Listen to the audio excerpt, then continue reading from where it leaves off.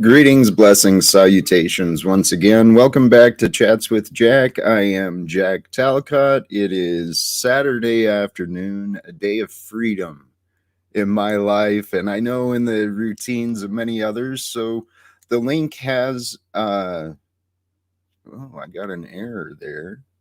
The link has been dropped and pinned to the chat for those who wish to join the panel. Today I'm the topic I want to discuss is presence, being present with the moment. The thumbnail, our opportunity to know God. God's presence is the present. God is eternal, and we live through these moments. And today, please, sharing some moments together as humans, as brothers and sisters here in this crazy experience of life, not only in the physical form, but in this metaverse, in the virtual reality. I want to thank all of you who have been dropping in. My attention to the chat, I'm really not that great. I think you guys are learning,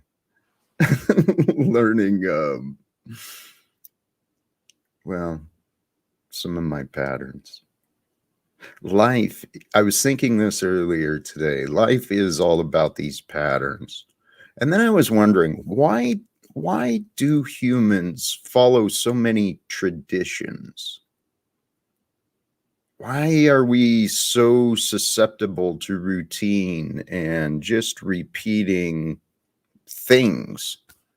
I mean, we've got all these sort of traditions and things we honor or place different value on and whatever. Do we follow traditions because we're afraid of creating our own ways? I think that's part of it. There is a lot to be learned from, and there is a lot of value in many of the different traditions. But I think a lot of people go through the dance of tradition and ritual ceremony. They go through these practices with an air of religiosity, if that's a real word. But people go through these routines and traditions without really understanding the meanings and the intentions behind them. And then it becomes like theatrics. It's just a show. I don't know what made me think of that. Oh, there is. I saw on the community center tab in one of the social medias. There's a pagan festival or a pagan festival going on today. I thought, I gotta go check that out, see what's going on. And then that got me thinking of all the different ways that people worship different things. The ceremonies and the traditions of a lifelong career dedicated to some concept of a company or a corporation. That's actually kind of a bizarre tradition. And I think actually the generation of today, the old image of the glory days of the past where, a single member, the father typically out in the workforce, was enough income to have a home and, provide for a family. And then the idea of having a lifelong career, receiving the reward of a pension to be taken care of in your old age from one single relationship, one single commercial venture together. People would spend their whole career as a miner or, with Ford or with AT&T, whatever. And then they, the next generation's born and follows suit. Those days of a long relationship with employers, I think those are done. How the hell did I get onto that topic? The topic is the gift of presence, right? being present with the moment. Thank you for taking a trip off in my thoughts there, but I guess that's kind of what I'm doing here. And golly geez, man, this life we're living, brothers and sisters, this life we are living, please, wherever you are, whatever stages in your life you're at, whatever transition you may be going through, I'm assuming you are trying to figure out the future and the uncertainties of what the greater present has brought us. The point is, whatever challenges you're facing, whatever situations you're in, whatever energies you're processing as you in your experience, find some joy. Seriously.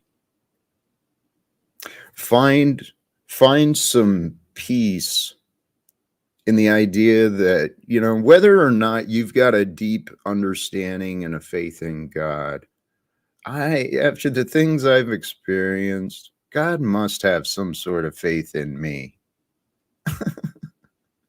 There's some sort of divine presence that has cared about me more than I have.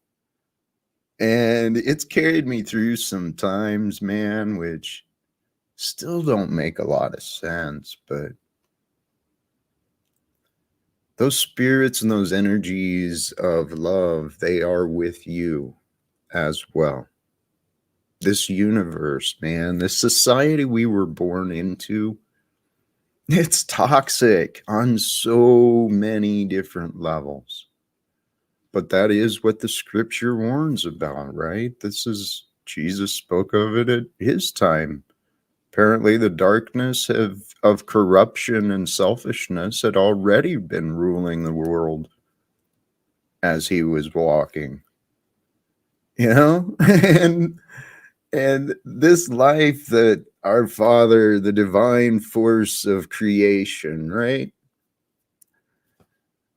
The magnificence of life, the fact that we get to live, that we get to learn, we get to remember. And you know what I've learned is a great lesson? We get to start over each day.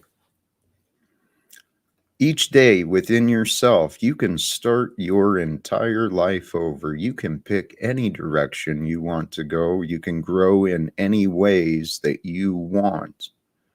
And it's all up to you to decide to be present with your life, right? To be one with you and your life. Your experience is unique for you.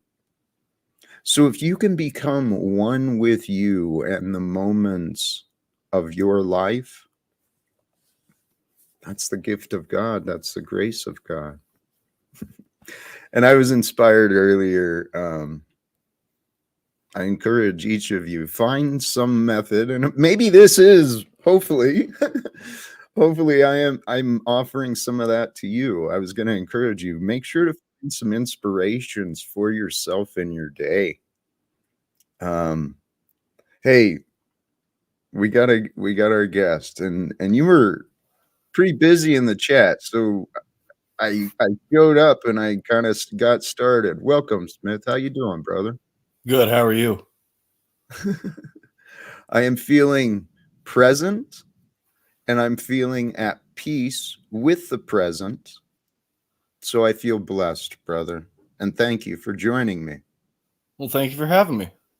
I feel blessed every day I wake up. Each day is a gift.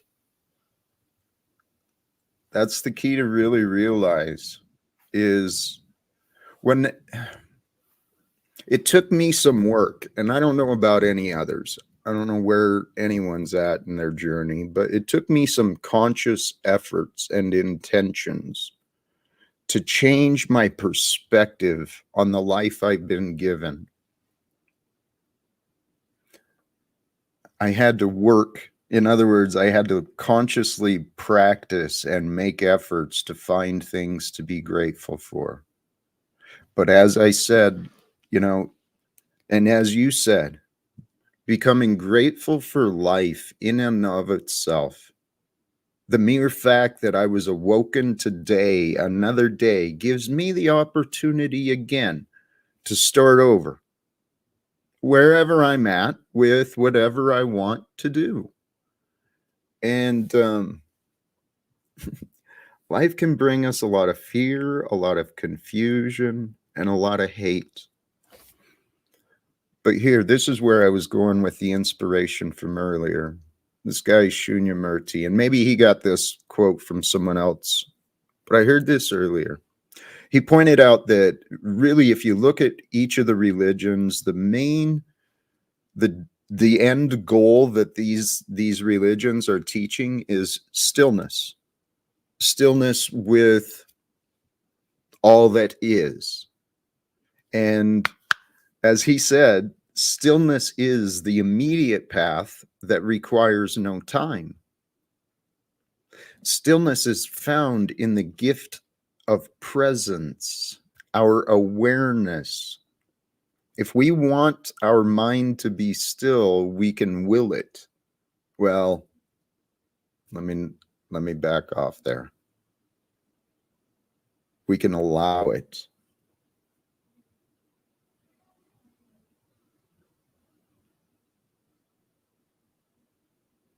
Listening to the silence.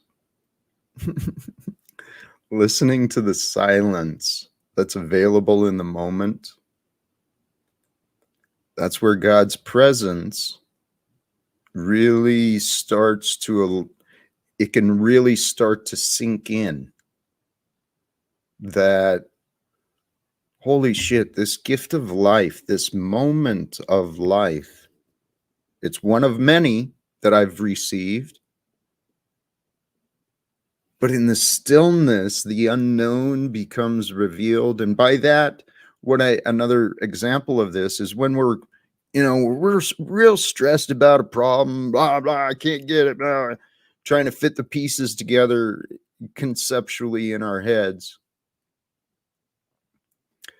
If we can, with awareness that the problem exists, distract our focus and bring focus into a task, being in the moment, being in the present, whatever task it is you're doing, washing dishes, working in the garden, whatever.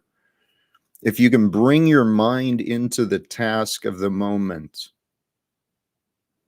allow the confusion to settle, and your subconscious, your spirit and the subconscious within you, that's where the unknown is revealed in silence. The answers are found beyond the problems. The problems just point our awareness and thoughts into that direction so that we can find the answer.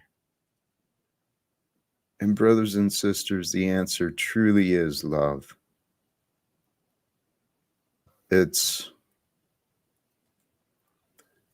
I've heard those words said. I've heard those words from so many different people. I know those words today. The answers are love, okay? There's a force and there's a divine intelligence, okay, that is within us all, around us all. It is the all. There is a divine intelligence in the forces of creation, in all that is. And that includes you and I. So there's a divine force, a divine intelligence within each of us that's bringing us forward. And the force that really brings us forward is love. It's a force that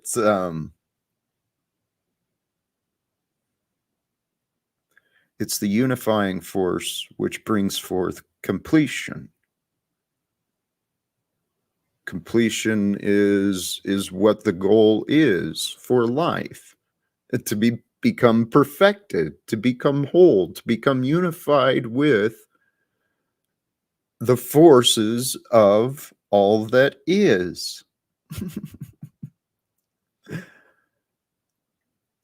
I hope that makes some sense.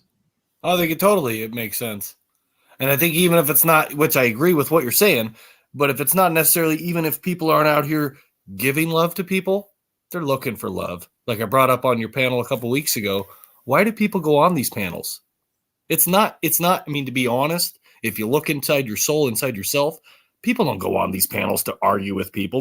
I don't think there's many people out here like, I want to get in a big argument. Well, It's because they're looking for fellowship with other people. They want community. They want to talk with people. amen, brother. And I didn't mean to interrupt you, but just as soon as you started speaking, we had a couple of guests show up.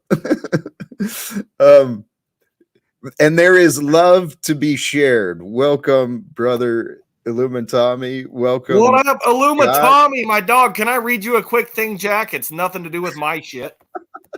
Proverbs 27:1. Boast not thyself of tomorrow, for thou knowest not what a day may bring forth. Let another man praise thee, and not thine own mouth, a stranger, and not thine own lips. A stone is heavy, and the sound weighty, but a fool's wrath is heavier than them both.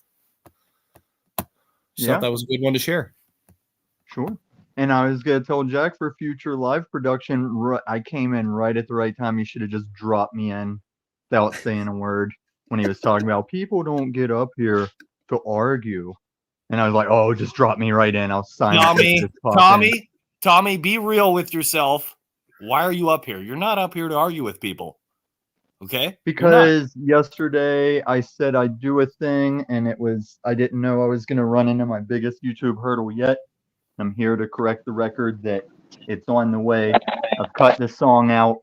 I'm modifying without the song, and we'll fix it in post. It'll be up here. Man, I hate saying times like Elon.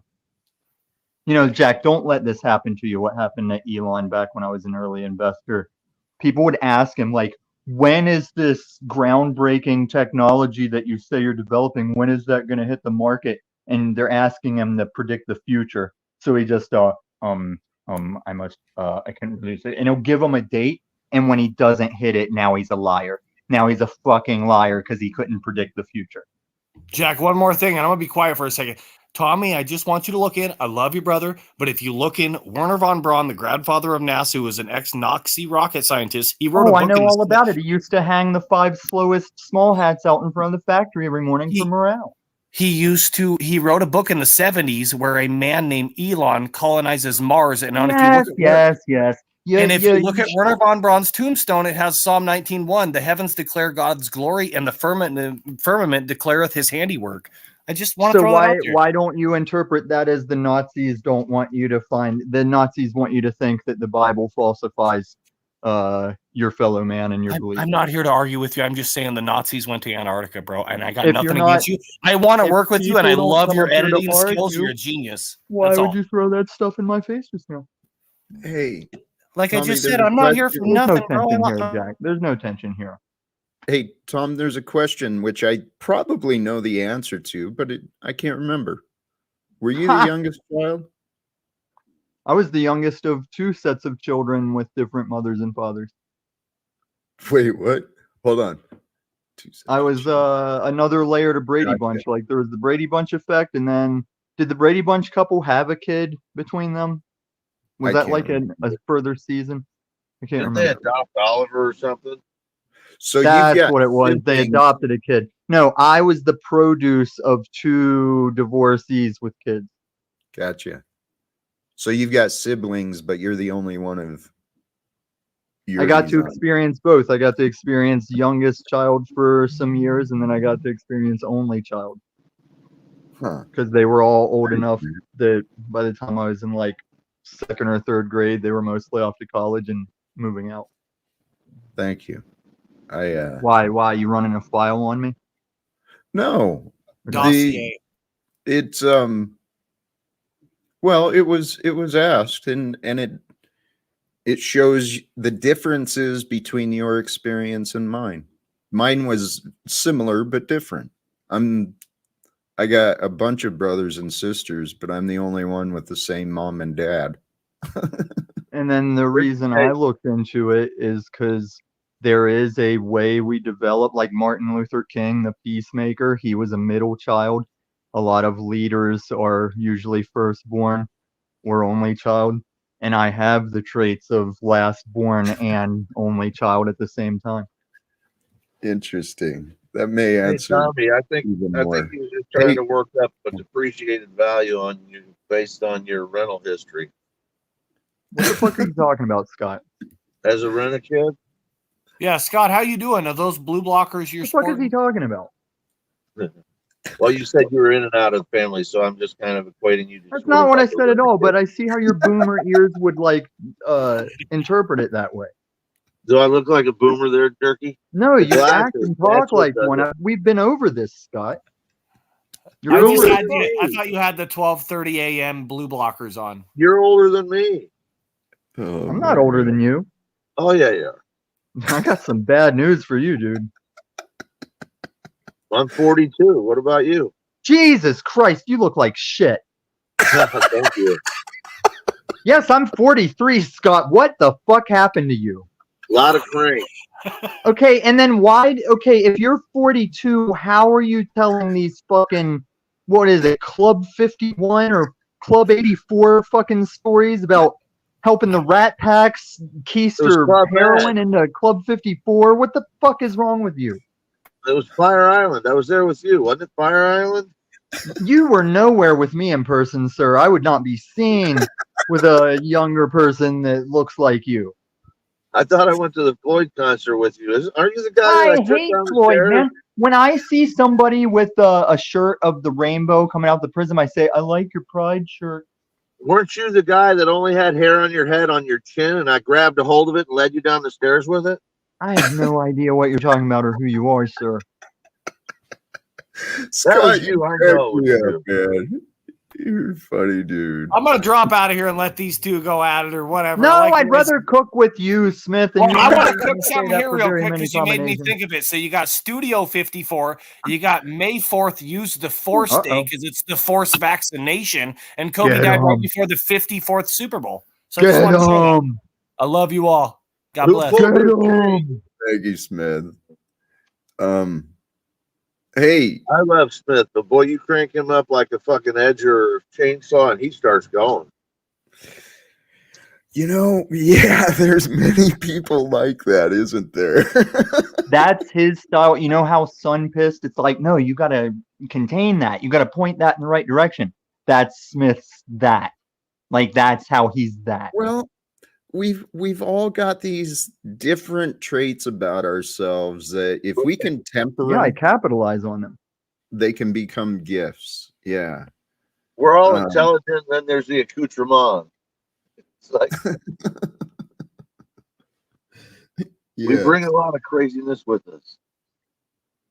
So but I That's have to tell you, I do like Smith. I think he is an interesting guy and some of the stuff he says. I mean, it's different thinking. It's not what we do on the norm. So it's interesting to hear some of those anomalies. But I don't know about you, but that borders the stuff I do on the norm. There's a totally different aspect of that in the crypto world. It's more numbers. Like, I like how he brings the words into it, but in the crypto sphere and the stonks, have you ever heard the term or not, the phrase millionaires study astronomy, billionaires study astrology? Because that's definitely a thing. I converse with a lot of people richer than me that they're all up in astrological. It's how all this looks ritualistic and gematria-ish.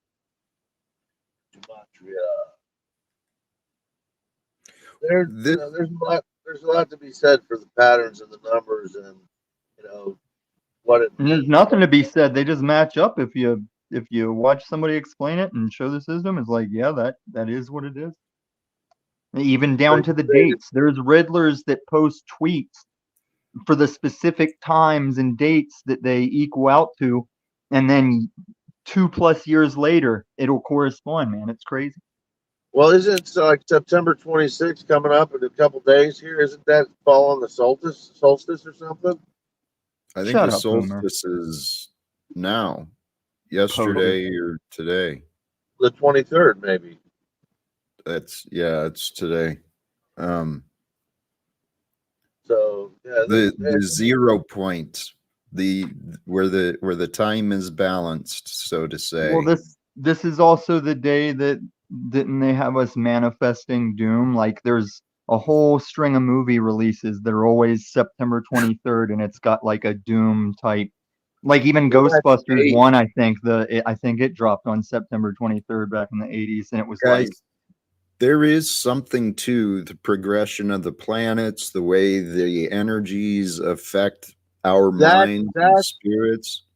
that's what I was thinking about. Is the is it the sun or the moon falls? It's something the Earth or in the alignment is that oh my 3 day. God. The 3 days that and on the third day he rose again. That happens right now as well as it happens during the winter solstice. God, you can't be 42, man. You can't be. My fucking reality is going to flip upside down if you're 42. Poor Tommy. Poor Hey, Tommy. You sorry, I make misspoke. Jack look like an It's not adolescent. solstice, it's equinox that's right now. That's where the balance is between day and night. The imbalance is between my ass is 43 and Scott's ass is 42. Hey, That's definitely. And on a seesaw, we'd be an imbalance too. And what's funny is I don't even look up to my elders, not you. Jesus The- Christ. it's the Why hast result thou of different- forsaken Scott? Tommy. Sorry, I just it's- can't believe this shit, Jack. I can't believe my It's- reality. I need to get in the Well, now. I Tommy. lost a lot of weight. I was really heavy, so it just looks No, different. You know? Don't say that. Don't say that. Say you gained a bunch of weight. That's what happened, Scott. Oh, Scott, I love you. And Tommy, this is just the result of different life experiences. This is what Probably happens. gains. It's all in the wrist, sometimes the ankle. Guys, the fact we are alive is like, it really is. You It's gotta like hell for appreciate Scott. it. Huh?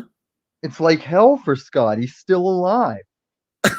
I used to feel that way.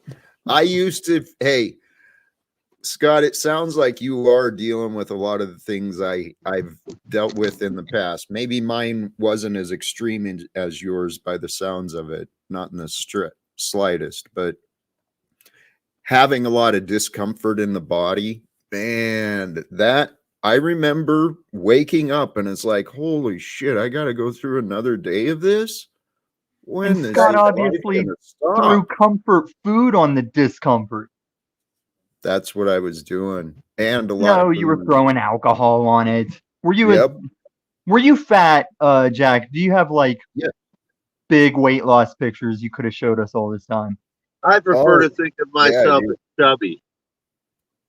Yeah. And then what about the other three of you? Are they husky? Hey, you Hey, know, Tom, you know that they say the bigger they are, the harder they fall. Yeah, but they also say weebles wobble, but they don't fall down. Tommy, the smaller they are, the further I can throw their little fucking asses right out a window. Right. But I think you and Mr. Unslavia both have directions. Like everybody's knees only go so many directions. Hey, let me explain to you the difference between him and I. I don't have a problem getting up, and I never fail to be able to move. And quite surprisingly, to most that get on the Hashtag stand wrong up, end Scott. of it quickly. So Stand up, my Scott. suggestion is don't get within reach, because if I grab you, you're pretty well fucked. It's over. I agree. I know. hey, all of us have opportunities to improve our health, to improve our well-being, whether that's our physical health, our mental health, our spiritual health, and they're all intertwined. I truly feel that way. In my experience, the three are intertwined, and logically it makes sense that your spiritual health might be the most important. I think you got to balance all three. Huh? I think you just have to balance all three. There's not one you can max out and be like, I'm good on that. I think Good that we point. are spirits having a physical experience. Yeah, Yes. but I don't think your spirit can go without, like, you need your body to have experiences. So you're not going to That's Not spiritually necessarily. uh that's pro- in this you're not going realm. to sit alone and spiritually progress too much as far as uh like Yogis how have can done it. you conceive of, there is an isolation for spiritual growth, but then why if you're not going to physical experience, and I'm not even saying like Oh, just it's good beautiful. feel, if you're not out partaking of this realm, then why did you come here? Oops. Like, You know, Jack, if I only hey, progress Tom, spiritually, why do I have to end wars if I'm just going to stay in one spot and progress spiritually? I'm sorry, I missed that connection, but I agree with you. I did look at entering into a monastic lifestyle and, kind of explored the local monastery.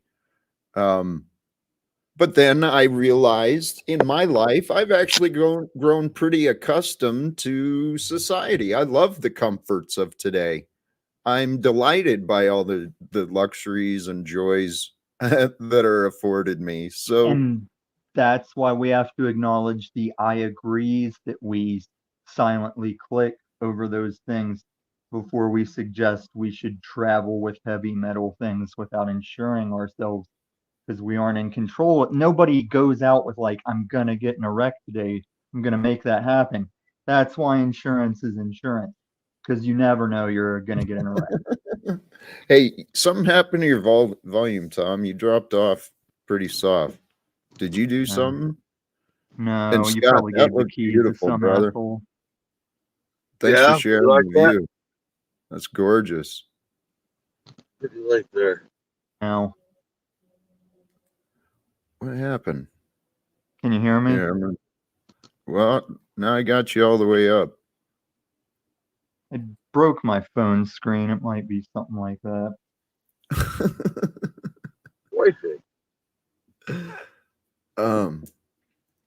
Oh, whoops! I love this question because this is a deep question. Um.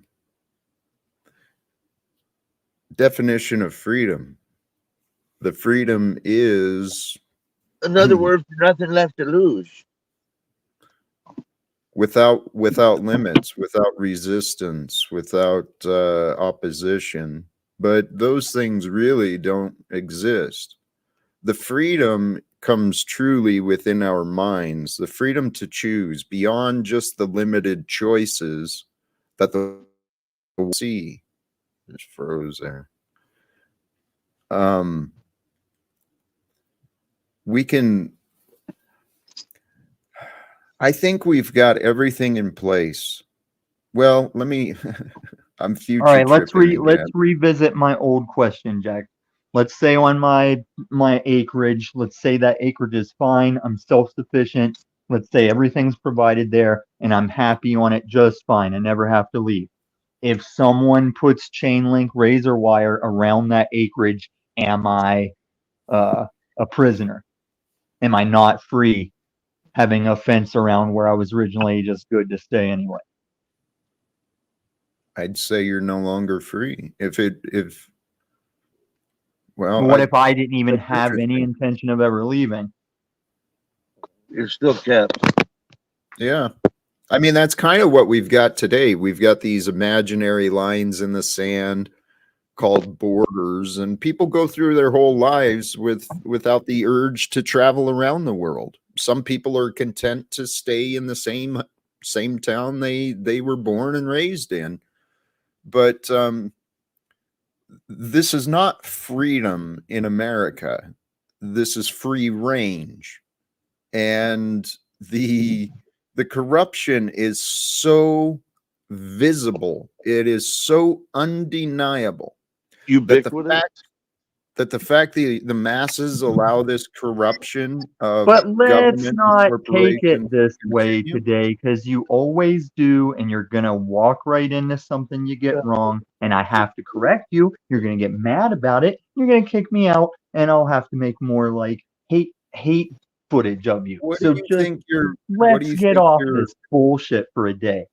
Like I What just put it to Paul specifically? and What do you Slaves think? via Steve's channel last night. I don't feel like doing this again. Hey, damn it! I Did you gotta know come there's back. empty Walmarts full of actual refugee kids with no families that are being sold off to rich people in the country right now? I wouldn't be surprised. No, it's And definite. Like Redacted even had an interview with a guy that was like, "Yes, I work this stuff. I drive these okay, people." here. Okay, so this is unacceptable. You mute And Scott. Jack, why are we allowing the corruption? Because if Because we are people all would present, rather sit here and say, "I'm a P word because of a thing I admit to," and they don't want to go check their empty Walmart where they're at. Maybe that's why.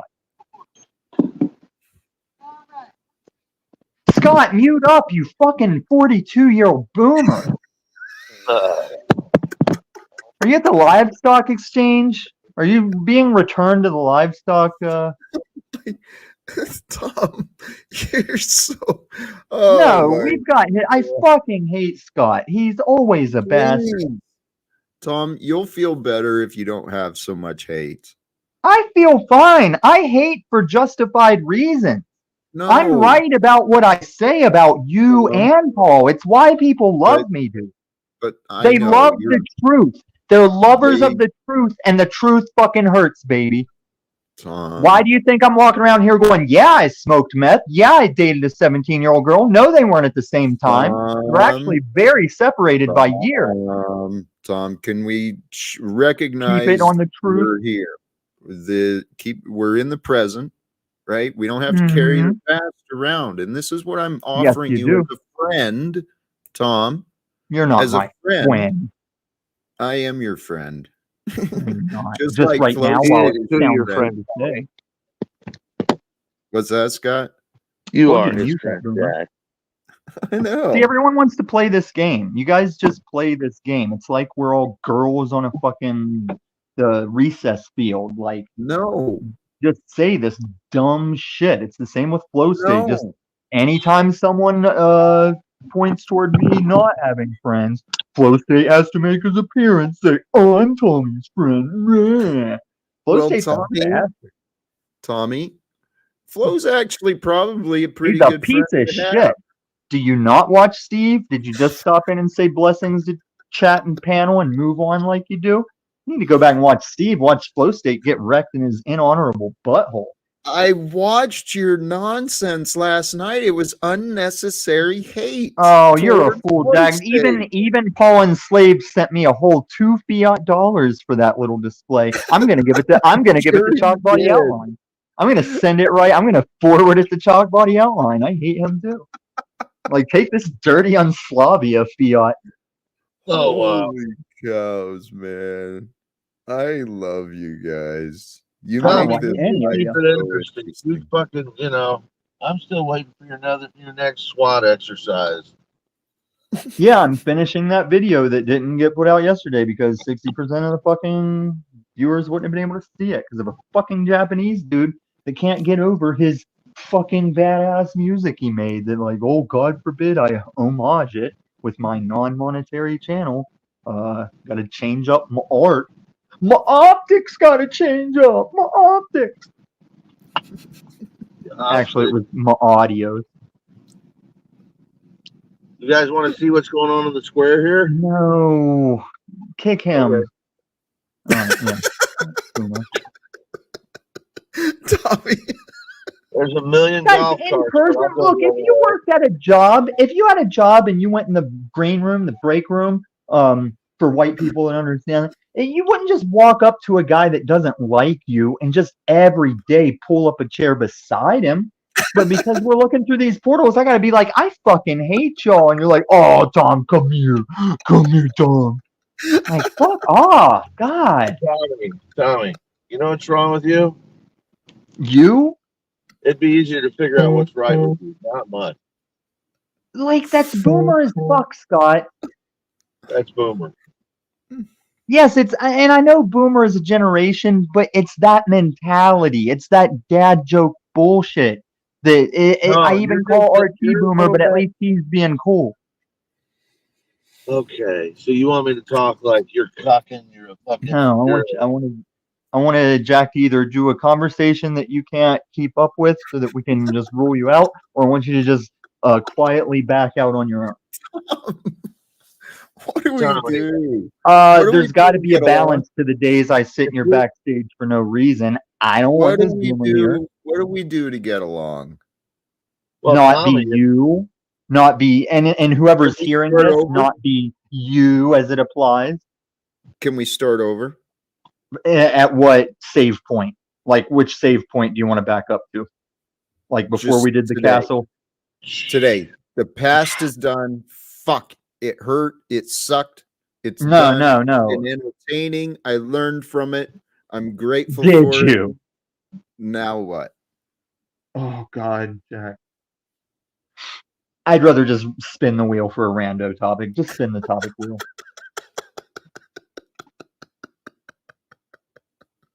Trying to find the space swap thing. I think I can be Puff Daddy soon. Hold on. I should Oh text him. my goodness, Tommy. Well, I'm Hey. thinking about taking the Public Enemy #1 jam he did. Scott, I swear to God, I want you to mute your phone, all right, buddy? no, that's not gonna happen. I'm gonna talk right. All right, I'm tired of this guy making light of the dishonor he has to his butthole. I'll catch y'all later. Fuck you, Flow State. Oh, what?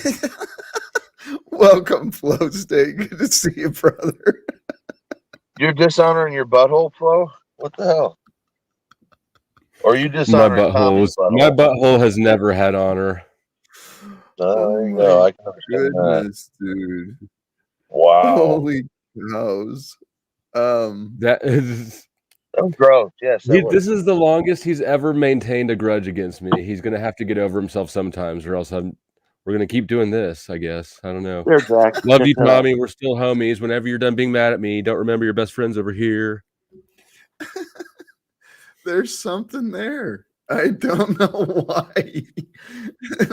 I don't know why some people are so triggered by others. It's funny. Whoops.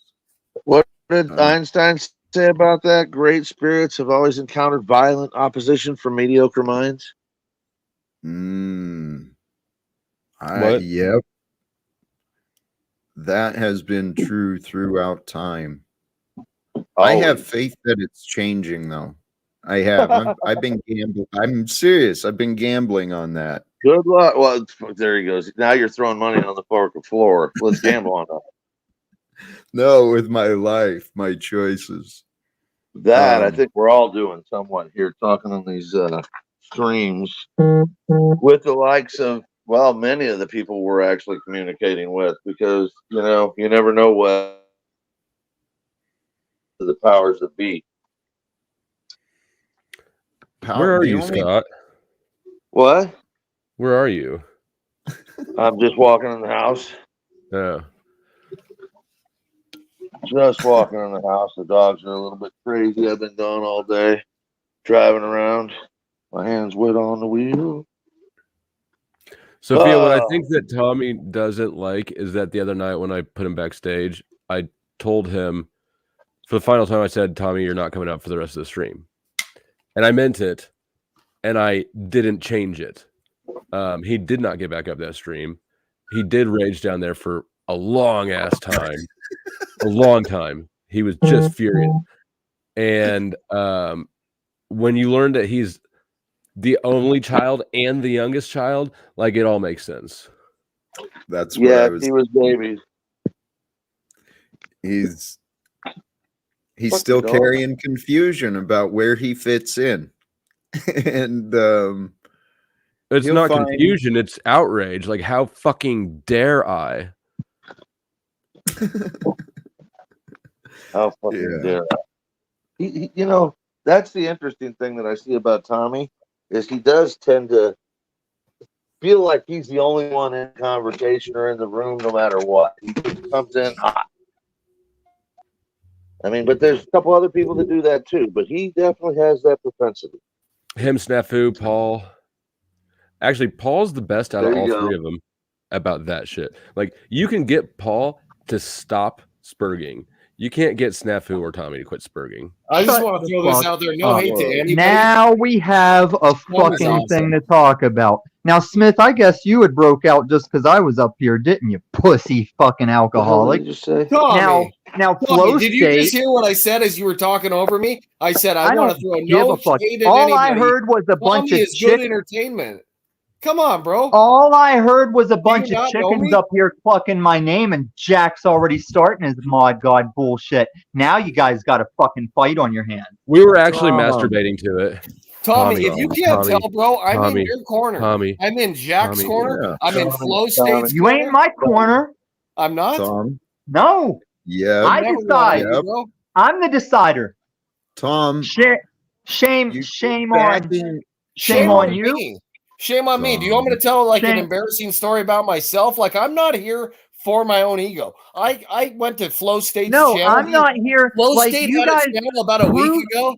He had a live You stream give and he him a brought me little up bit of a hug, backstage a before it little started. love. I fucking cried to Flow State. He's a good dude. I don't know I what you're did the saying. same I thing don't to Cynthia care. right after I fucking talked shit to her, and I feel bad for it because I'm I a don't real care. human being. And I'm not saying You if don't other have to- people if you- dislike or feel their own feelings about whoever that makes them less of a human being. I am who I am. I have no can't idea change what it. you're saying. I like Flow State. I I don't know like what you're you. saying. I like Jack. I got no Sure. fucking issue with anybody. And I didn't so come do on I. YouTube so What? I could hate on Paul. I didn't Guys. come on YouTube so I could hate on Z or Here. Jack or Get rid of anybody. I'm here Get him for out of you here. guys. Get him I out. want- We're on the same team, It's bro. okay. He likes me. Get him out of here. He'll love me in the morning. The fuck?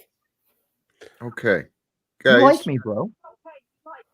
there's a lot of love being shared. No. I've heard a lot of personal details being shared and discussed like a bunch of after church hens. So that's let's good. see why. Oh, let's hear Dick roast me. Dick, how you doing, Brian? I got nothing bad to say about you. He's got some God, good this guitar panel skills. gets worse and worse. I fucking love Dick's guitar, man. That's chill when I'm working, man. That's some good shit. I What he hate does. any solo guitar man. If you produce a guitar before me and there ain't no band behind you, get that shit out of here. To each their own. You got to start somewhere. This is Why God's do servant you right guys here. Feel the need. What is this? I mean, I'll mute. I got no issue. No, Smith, Well- you're fine. You're not the That problem. bottom thing, that subject line, none of that says discuss Tom and his birth order according to how he has been fucking with people and his little characters. Jack, you forgot to put fucking- Tom in the birth order thing in the notice at bottom. Somebody tell this dishonorable bitch that he doesn't even get man rules, much less he's like a valley girl Tom. in a dirty Missouri fucking vibe. Tom, You're disgusting. You're all disgusting. You're Well, a pig. Come on, bro. those are compared to what? Compared to who? Right? So knock it off with the insulting perspectives. There's good things available, and it's found On other channels. right. Can I- All right, we'll go to another channel then, Tom. No, It's like Michael I'm Jackson shit beat it. posting, and I've come to the sewer to shit post. So I'm not Paul gonna paid go you channel, to Jack. I just want to say to sabotage Tommy. stream. So Tommy, I'm not gonna you're go a to fucking days good of- dude. Get out of the bad fucking funk that you're in, bro. You're a good dude. Get out of your bad funk. You're Well, good don't energy. tell lies. Like 85% of the time, but that 15%, come on, dude. Can you tell? Well, hey, Can you see Smith. from my interactions? I'm never bad mouthing you. And for the most part, Smith. most people aren't. It's just when you get in your way. I'll be quiet now. Well, Smith, That's not true. please, those words can apply to you too. You're a damn good guy, but sometimes you get so there's an obvious sense God. of urgency for you to present some of the things you share. No, it's all good, Jack, and I can take the criticism kindly. I've taken everybody's criticism since I came onto YouTube. But do I ever double down on it?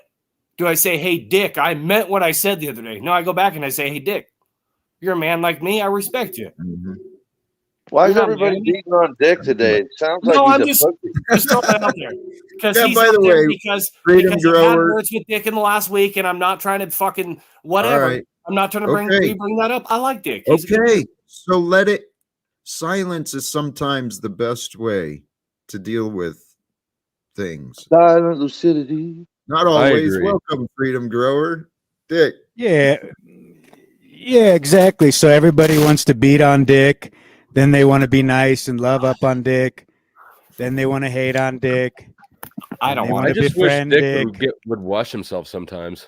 It's this manic Really? relationship Tired of I have dirty with all of Dick. you. None of you can decide. Do I like Dick? Do I hate Dick? Is Is Dick Dick all dirty? right? Is there something wrong with Dick?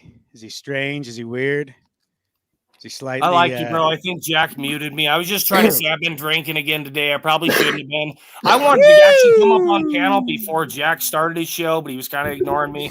And I was trying to ask Jack, hey, like, what was your moment that you knew you wanted to stop drinking or whatever? That's a great question. I didn't catch that. Did you answer that, Jack? No. I'd love to hear That that. actually is a really good question. It's thank you. It was honestly, I got sick of being sick. I was tired of being controlled. Scott, you by- having sex with that microphone? Yeah, that's where that is. Listen isn't it? to him say, There we go. Sorry Scott's about letting that. his dog go crazy with that peanut butter on his balls. Hey, within myself, it took me a long time, and I had. There's patterns where when I was really intoxicated, I'd called therapists and I'd called people for help, and I never followed through with it. But there came a point for me where I got so sick of being sick, and it was a disease. I asked another guy who worked with me. He was actually a beautiful example of health and fitness, and he shared he'd had a drinking problem in the past. So I confided in him, and he encouraged me to get help. And I was caught up in the process of all these systems and stuff. I felt trapped because I felt like I had no power. Even when I went to try and get help, it took me weeks and weeks. It took a couple of months, I think, arguing with the insurance company and trying to get some sort of financial support to help me get through it. But there's ways. In hindsight, it was an excuse. If I wanted to get sober, I could have found a way. But I encourage everyone, if you've got a habit, if it's whatever it is, if you've got a habit that you're performing that you know is not healthy for you, that's not in line with the future you want for yourself, find the power. Find the will within yourself to look past the problem, to understand why. Why am I doing this? Why am I allowing myself this unhealthy practice? And admittedly, this is a conversation I'm having with myself. Why am I allowing it? It's stupid. Yeah, but somehow you mustered the courage to say, I'm going to put one foot in front of the other, and I'm going to start this new life of being sober and not being addicted and just dependent on the bottle. So to do that and to get that inertia to say, okay, I'm down, I'm going to go for this. Did you have to hit a serious rock bottom to finally reach that conclusion? Or, I mean, is that, part of what you think Smith will have to do to find Good his come to question. Jesus? No, I'm not even saying Smith. I'm just saying people in general, because a lot of people in this community are in or have dealt with it. That's all. Hey, true. We all do have our own rock bottom. What I believe is we get to choose. We get to choose how far we allow ourselves to sink. And I kept denying responsibility, denying accountability. I did not consciously accept responsibility for my choices until I set the goal to grow as in my health and in my development. And a big part of that for me was in the rooms of AA. And but another part to that though too is I remember So sitting in the rooms of AA. just to clarify, Oh, did you? yeah. So there was a period when you were going to AA that you were still drinking. Is that No, correct? no. No. So when you started, you went cold turkey. Wow. I stopped. My mother was actually living with me at the time in between she was in between jobs and staying here, and she was kind enough to drive me to detox after I got after I got signed up. Where And did you detox at? Just Hey, a real local- quick a local before, and this facility. will lead into your question. I'm sorry for interrupting. You don't have to share if you don't want to. I'm kind of newer to your channel, Jack. Can I get a brief, like 5-minute history? Well, like when did your divorce happen? When did you start drinking? And when did you sober up? And how Again, many you are don't you? have to answer. It's your own life, man. You can just say, keep No. going. Respect. I appreciate the understanding for those who've heard it before, but my progression in drinking started when I was 15 years old. I started drinking and partying, and I had a lot of anger at that time as well. Then I drank. Dude, my choices to drink guided my life. If this wasn't signs for an alcoholic, I don't know what fucking is. But when I enrolled in the military, I got station of choice, right? I could go anywhere in the world I wanted, so to say. And since I'd already had 2 minor in possessions by then, I wanted to leave the US. So I went to Germany so I could drink legally. Then I volunteered to go to Korea because I wasn't yet 21, and turned 21 in Korea, came back to the US. So I started drinking in about 88. In 2003, my divorce happened. And that's where I allowed myself to be hurt, because what kind of man fails a family? What kind of man does this? Judged myself for a lot of things. And then I fought like hell to get custody of our son. But after a journey, I recognized that wasn't going to happen. And so anyway, I allowed the resentment and the unanswered, the lack of closure for the marriage. I allowed that to be my excuse. So when my son wasn't with me to deal with the pain, I drank myself numb. Okay, And please don't take offense to this. I'm not trying to grill you, Jack. I don't know the whole please. story. I've not talked to you that much. So 2013, you got divorced. You didn't sober up until 2016? 2006 was the divorce. So the last decade, 2016, there was the last decade of my drinking was just toxic. By yourself. Were you working the whole time? Oh yeah. Yeah. So when did you stop working? Oh, that happened long after I quit. Year and a half after I quit. So like 2018-ish. I'm not trying to exact dates. Yeah, okay. Yep. So I checked myself into detox. It was either March or May of 2016. And mom drove me there because I had to finish my big bottle of R&R the night before. So when I went in, they give you an exam, and I blew, I don't know, it was like 2.8, 3.0, something like that. I was drunk. When you go for your intake, they make you blow a breathalyzer. Mad props to you for sharing, Jack. Keep going.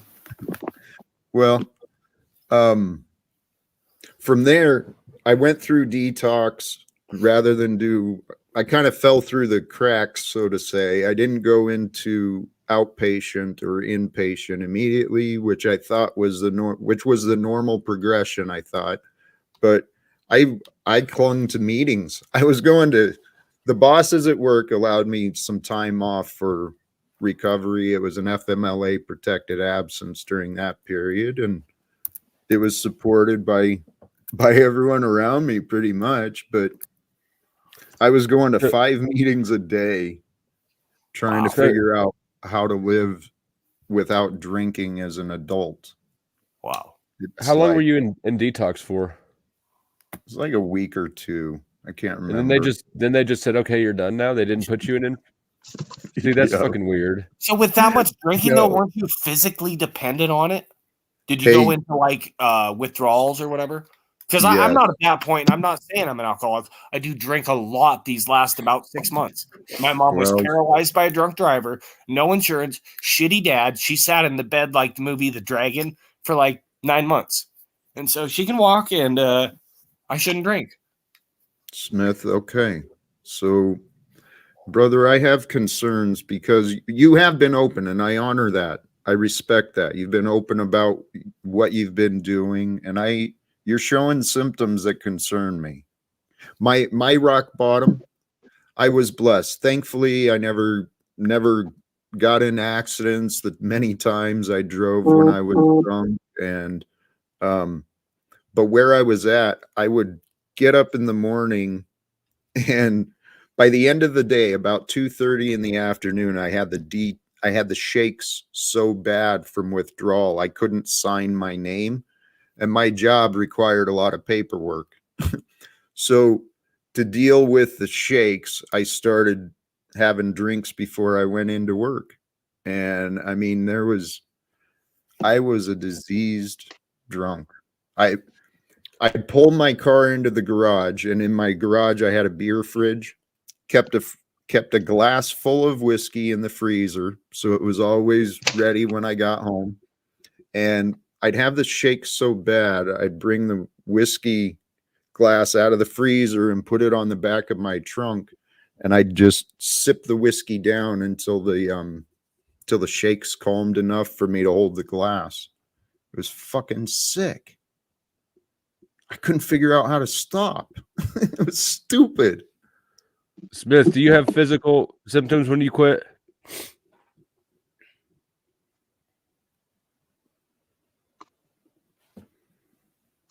Mr. Smith. You may not be there. No. And No. I'd offer this. I started drinking about May. And it's That's not it? it's not to like put Really? it on, other people. It's my own life. I take responsibility for my own actions. I like felt like I was gonna come to YouTube and like change the world. But you didn't drink habitually or even occasionally No. before May? I got a DUI when I was 22, a year and a half after I turned 21. How old are you I now? always knew not to drink. That was the only time I drank and drove. I never have been a drinker. Ever. What was the catalyst? happened, man? Well, I Smith. mean, why start now? It's like, that's just fucking crazy. I mean, take a clue out of Jack's life. It ruined his whole life. Why go down that never road? too late to start a bad habit. Where's my cigarettes? Yeah, well, what was your background there, Flo? Sustainable self-destruction? Oh, yeah. I always worked through it all. I always paid for all of my destruction. Hey, Smith, I used to make those excuses too. Okay. But you know the answer, and there's something within your thought patterns that's causing you to do it. I urge you, I'm willing to, brother, if you're willing to face what it is, I'd love to try and help you. Okay. But it's going to require you going within you, looking at your patterns of thought. What it was for me, blame. I was blaming. In my blame, I found reasons to drink.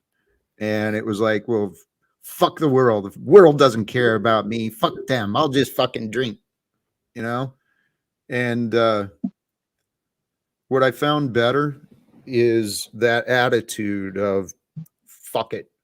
That attitude of there's nothing left to lose. Redirect that. That's a beautiful power of the human will, is this power to say no more, different direction. It's time for a change.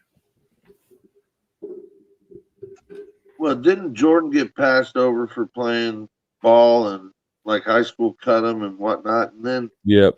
he had some sort of a little, almost like a wampum, or I don't know what the fucking Indians use to count, but he had like some kind of bead thing. 186 times he would say every day, I'm going to be the best basketball player. I'm going to be.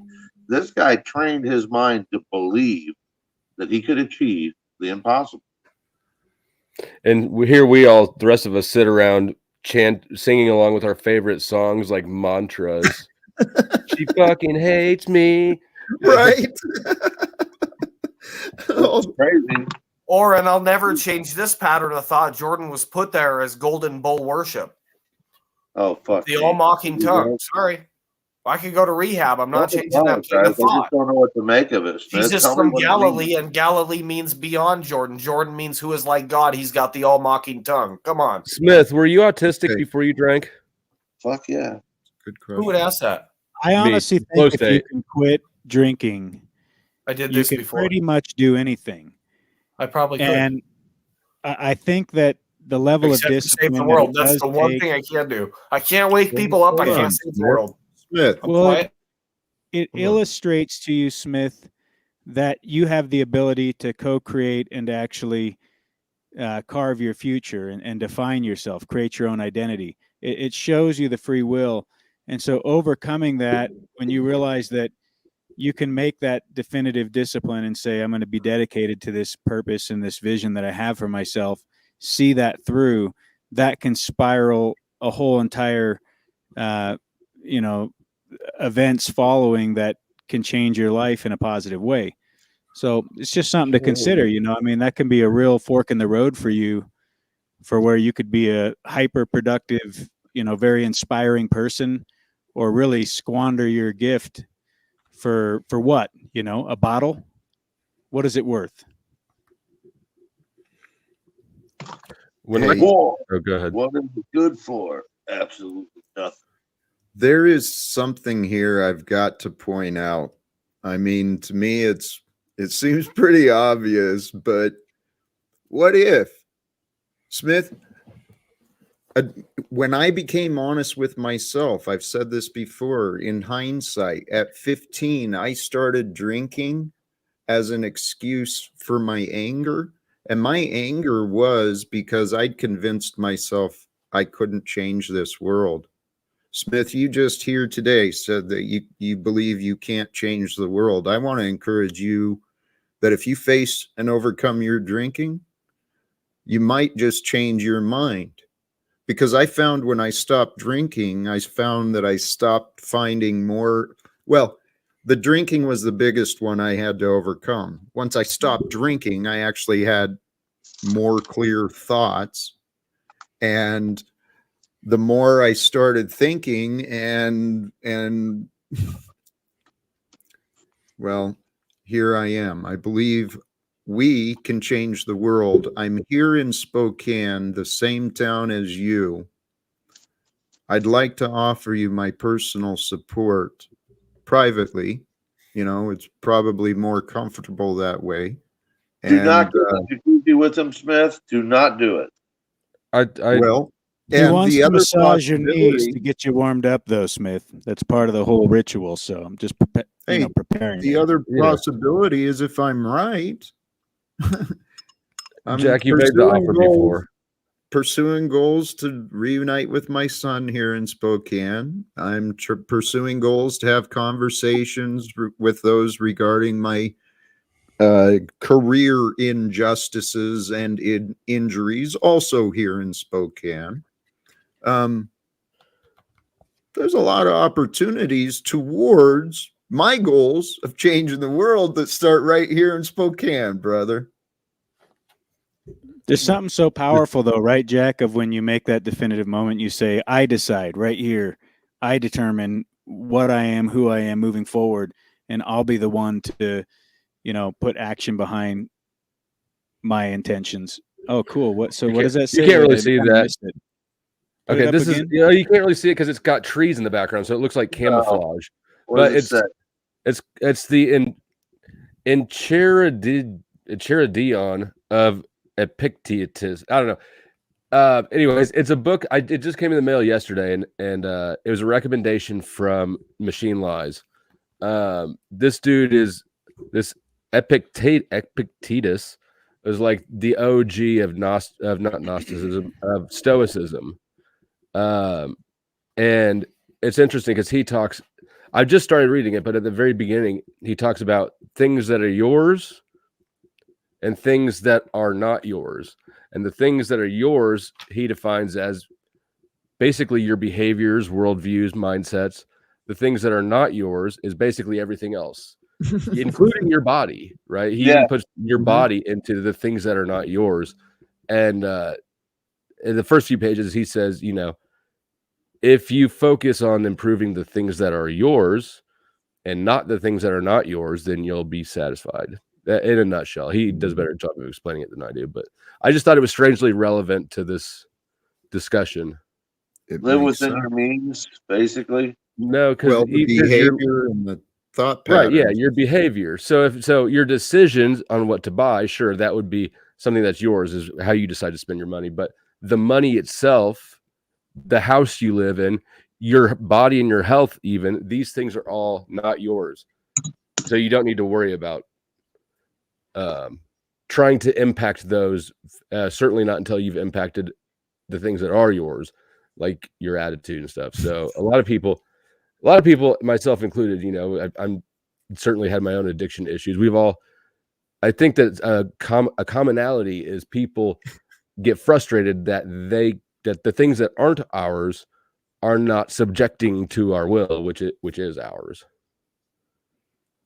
Sounds to me like you always got to create a support network. Like, I heard you had went to rehab? Is that right, Flow State? Yeah, a couple times. Yeah, so there you go. It's usually comes down to that, where you know it becomes a definitive moment if it doesn't kill you. Which I lost, you know, a couple friends along the way that couldn't get the gumption to try to, or even the inkling that they needed to, because they were young, right? So like, when you're really riding hard and just living for the moment, so to speak, but not necessarily in a very profitable way for anyone else. It's just kind of tearing everything around you down. It's a fleeting process. I've experienced it myself with my own, addictions, and it I sucks. was just driving home from my cousin. Just driving home from my cousin's, who's having, alcohol problems, about to go into rehab for the 6th or 7th time this year. It's literally costing him an arm and a leg, and he can't get out of his own way. Since I left there, he's texted me a couple times about, how he just doesn't know what to do. And I told him to come here because I'm not even sure what rehab's going to do for someone that has gone that many times without succeeding. It'll give you the detox. But that's what he wants, is the detox, but then you're going to go right back to drinking again. Okay. Right. And you can't just, call the police, call 911 because you got a, desire to detox now. And then fucking 2 days later, they're back, because you're causing issues. Now, the problem is, and what I would say to you, Smith, what I said to him today is that you are God. You're the creator that has to create the solution for yourself. You don't look in the mirror and see that, you will not find your way away from this. I can teach you everything I've done to get over alcohol, to get over drugs, to get over cigarettes. I can tell you exactly what I did. But if you don't learn and teach yourself to have that same discipline, you can't do the same thing. Just that simple. So I kind of agree and I kind of disagree, though, because if you're trying to knuckle it out through discipline and willpower, you're gonna have a bad time. You might succeed, but you'll be miserable the whole time you're sober, and it really won't be a benefit. Hey, interesting. Because you don't think it'll be sustainable? Hold on, let's Jack first, and then. Sure. What you're saying is absolutely true. The way that we're taught is this white knuckle to push through it, not just addictions, but all of our other stuff. Allow the spirit, bring the spirit into your life, your spirit, the eternal spirit that truly cares about you and your voyage through time.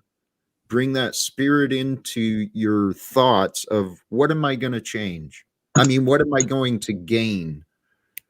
What is beyond this change and this sacrifice and the discomfort that I know is coming? What is beyond that? The freedom. Yeah. Amen. Hey, can I offer a Uh, tip? Something that I've found very valuable in my experience is the ability to transmutate energy and to know yourself, in the sense where if you know you're a creature of habit and you know you have an addictive personality, that's not likely to change anytime soon. That's a part of you that you have to nurture and guide and direct. And so you need to find healthy ways to express yourself in that obsessive type of desire where you can go all in and you can really let it consume you. But at the same time, it's like, green tea. I laugh like I gave myself an aneurysm drinking tea or something. But if you drink green tea, it's not likely it's going to fuck your life up. I haven't heard many people be like, man, I lost everything for the tea, bro. It was fucking I hard. spent all my money on tea. So you see what Right. I'm saying? It's like you really got to just pick your habits. And if you can do that, where you say, I'm going to change this thing for that, like maybe it's not even something that's fully beneficial. It's like you give yourself the pass to say, okay, I'll smoke cigarettes whenever I want, but I'm not drinking another fucking drop, So I can lean on this thing, but I'm not taking that. And so you do it in stages and steps, because you can't change yourself altogether. Well, you can, but I mean, it's usually there's a lot of unraveling that has to happen. It doesn't happen in a snap, right? Amen. Damn, I lost my train of thought. But okay, I got it. Yeah. So everybody deals with everybody finds the inspiration for recovery in different spots. But something I learned at rehab was from Gabor Mate, and his take on addiction is that it's a relationship. And I totally agreed with this. I think that this is universally consistent, right? You form a relationship with the substance, and it's a substitute for a relationship with other people. Now, something for me, like when I quit Oxycontin, this was before I went to rehab or anything. The dynamic of the relationship changed because one day I realized I'm spending $150 a day to not get high, and I felt like a fucking fool. Right. And that realization that I've been suckered into throwing away $150, running around sketchy places, not getting nothing out of it except for I don't have to go through, a few days of withdrawals. That pissed me off so bad that I felt like such a douchebag that I just dropped it. Now, it hasn't been that way for all the substances, obviously. That one was special in its price and relative pointlessness, like it just wasn't doing shit for me anymore. It caused massive pain and you needed to change. It was humiliating, sort of. I was embarrassed and pissed off. Yeah, like Painful. I was a sucker. All right, yeah, sure. I suppose that. Maybe that's part of what guilt and shame is for, is to prompt us to move. But the change in perspective, I love that. The change in perspective opened your eyes and you're like, holy shit. The cost versus return just logically not there anymore. And congratulations to you. But I do think that, like, if you want to have a successful recovery from anything, you need to have some change of perspective or value system. You can't just will yourself through it, because then you'll end up being like Margot, right? Margot might be sober, but she's still fucking toxic, right? So 12-step chooses you to have a higher power, which I think is a good thing. I never liked the groups because it felt like a bunch of people who, even though they weren't drinking or doing drugs, their lives still revolved around it. Yes, they replaced the habit, the relationship, from the drug to the relationship to the meetings. And the whole idea, one of the things that I did differently, because I saw the people that were addicted to meetings sitting there, 30 years sober. Congratulations. You've been going to meetings every single week. Holy shit. Every day, some of them. Right. And I And- did not want that in my future. Also, oh, sorry. Well, I said the words, I'm Jack, I'm an alcoholic, but my spirit and what was in me is Hi, I'm Jack. and I no longer drink, right? I no longer consume booze. But The Awesome. days count. The counting the days, I think, also is it sets people up for failure, right? Because if you got 2 years clean and then you have one drink, you see it as you just fucked all Well- your streak up, and people go completely off the wagon instead of realizing like one drink in 2 years is still really fucking good. It's better than nothing. Yeah, I mean, I It went almost a encourages month and lying. I did It's really not good. better I than agree with nothing. you It's on that. fantastic compared to drinking constantly to one drink in 2 years. That's massive. I agree. It And so when I encourages wasn't lying, drinking, though. I wasn't counting the exact amount. People would ask me, and for the first about week and a half, I'm like 8 days. And then I'm like, I don't know. It's been like 2 weeks, no drinks. And I've slipped up here and there. I like what Jack just said there a couple minutes ago. He was saying something about humility or whatever it is. And so I think that's part of why I've gone onto this, because I was at my last job and I had a different abuse problem. And instead of, playing it off like my Right. boss is like, hey, this is the best worker, let's pretend like we don't notice. I went to my boss and I'm like, this is my problem. And he's like, oh, I didn't know. And I was like, yeah, you did. Like, you did, bro. So let me tell you. Addicted to meetings is the other thing Jack said. And it's like, if you get addicted to the meetings, it just shows that obsessive compulsive nature of the addict, where he has to rely on something, lean on something. So it's not even necessarily unhealthy for a period, right? But at some point he needs to connect the dots that, oh, this is a tool in my toolbox, and I'm basically a lost ship at sea. I'm not guiding this energy, and that's why it's fucking up and screwing everything up around me. Is it's Smith, like an automobile without a fucking driver, It's like, it's not going to do much good. It's not going to get where you want to go. So it really becomes, I think, hyper critical if you don't want to have what Flo was saying earlier, where it's like you're doing it for the wrong reasons and it can't sustain because you're just white knuckling it, or scraping at the wall to try to make this happen. No, it's really got to be that empowerment where it comes from a place of free will and decision making, and like you're going to carve. You see a better future in your own mind's eye of what you can be and do if you overcome this. the problem with that, Smith, you just said you have an abuse problem, right? Go on. Smith Yeah. said he had an abuse problem. Yeah, he did. okay? I'd suggest as much of an abuse problem you have an excuse problem too. Don't you have children? Sure. Yeah, but I don't agree with that. Well, I don't hear agree me with out. what. If you're making excuses when you need to be a man, you need to step up and be a man. All right. When you Am put I, the am I boy, making excuses? What's the point of this making this like yeah. some kind of an attack? It's all good, bro. I mean, you can have your opinion. You're But- entitled to that. But You how guys am I get what making- I'm saying, though, right? That I said I I get came what- up on Jack- mirror. you were in the Excuse me. corporate culture. If you are addicted to meetings, you're addicted to, I know people that would have meetings to have meetings. And You're I'm not shitting me. even saying it's all bad. Like sometimes that would help you really dial That's in what more you're going to talk productive about. than drinking yourself into a stupor. Exactly. So it's like, but you see those personalities, and I'm one of them. So it's like part of knowing. Not everyone's that way. By You're the way. you're Certain addicted to people meetings. are wired that way. Excuse No, me for but my I would background see noise. people- I'm outside. That's why I I was trying to say. I was hated trying that, to go back to actually, what Jack the was saying people that about were the addicted humility to and it. whatever. But Is I I came related up on to it. these.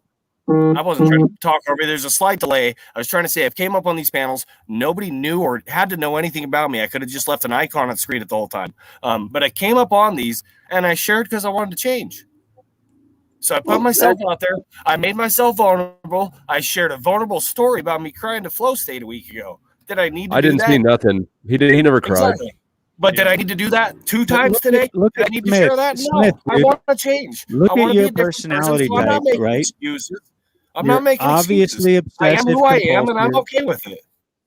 You're obviously someone that hones in on information and likes to really, flesh it out to a degree that is not even necessarily the norm, right? It's like you take it to that next level of scrutiny and hypervigilance to try to connect every dot, dot every Dick, I, I don't know cross what, every I don't know T. what the point of what you're doing This here is the I got nothing addictive but love for you, man. That's all good. personality. This is knowing yourself, dude. This is an aspect of you that you need to hone and Do you know drive me? that force. Of course I do. No. I know myself. I see the same exact type of tendencies in myself and the host of other people that are the type to have meetings, that have, some obsessive compulsive type of focus to their life. It's the way their mind works. It's the way they're wired. So if you know that about yourself, then it can help you overcome these shortcomings that are holding you back. No, and I would agree with that, but I don't have a necessity for meetings. How many times have I been on Jack's panel in 5 months? Less than That's not the point. 6? The point is that I know, people I get end it. up putting that Okay. energy into a host of different things that's more productive than what you're currently doing. And so that's No, exactly. how You guys can do something more productive. I'm going to drop out with nothing but love for all of you guys today. And I appreciate the time and I appreciate your story, Jack. First time I've really kind of heard it. I guess I've never gone back and listened to your stuff, but I appreciate all the time and attention. And it's fucking ain't about me, man. Smith, you're will you going in keep the watching? right direction, though, I think. Just keep doing the right thing. Try not to fucking drink. Try not to derail yourself. Try and be the best version of yourself you can be. I think he knows that. Here, Smith, hopefully you're still listening. Well, for anyone facing these patterns, I think all of these perceptions, these discussions are spot on. The other thing, well, along with the topic that I wanted, the recognition of presence of today. Jack, this is a great conversation, a valuable topic. Are you sure you don't want to let the topic just flow? I'm bringing it back. Okay. With addiction. Every day, we do not have to repeat the same patterns. We can make that choice to break the patterns, to start over, to make efforts, right? To make a choice, to at least try to improve, try to overcome, because until we try something, we don't know what we're doing wrong. But if we don't ever try to stop drinking, we don't ever try to break away from the mainstream, if we don't try to change, it's just going to repeat. I heard something today. Fear of failure keeps most people in their same existence. Yes, I agree with that. They just don't move.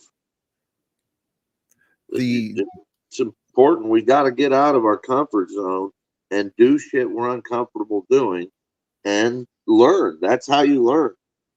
That's how you learn. By trying. If somebody's coming over your house because they know how to do something that you don't know how to do, and the tools in their hands, you're a fucking moron. Period. Unless it's finished carpentry or something like that. I mean, if you can only make one cut, and this guy has 1,000 times over experience to make that perfect fucking dovetail joint or whatever you're trying to carpentry. I'll let him do it and then have him show you so that you can practice it in the future. Maybe one day you can on a shitboard play ball in the big leagues. But I get what you're saying, though. Always learn. Always be willing to grab the fishing pole and figure out how to bring that fish in, right? If you're not teachable, trainable, learnable, and you need to do that in your own head, you're not going to get far. Scott, but also there's something to be said for like just efficiency, right? Like if I can make pizzas really good and my job is I sell pizzas, why would I quit doing pizzas to take a day off to fuck up my bathroom when somebody else could make a bathroom in a quarter of the time? So kind of, I see what you're saying. It's not entirely wrong, but it's not always applicable.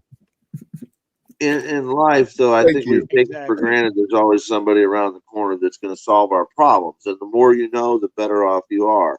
And the more you'll find out, the more you know, the less you'll fucking know. So, yes, and I do want to bring it back to the spiritual aspect, the relationship we have with God, with the creative force that is. Where's Tommy when you need him? He was here. He got frustrated. You're the one making noise and interrupting people now. We don't need Tommy. Right. Oh, that's right. I was taking that fucking role. I'm sorry. So here to bring a couple of topics together with the idea of the gift of presence and recognizing the stillness and the answers, the belief of achievement, the dreams that things can move beyond the problems.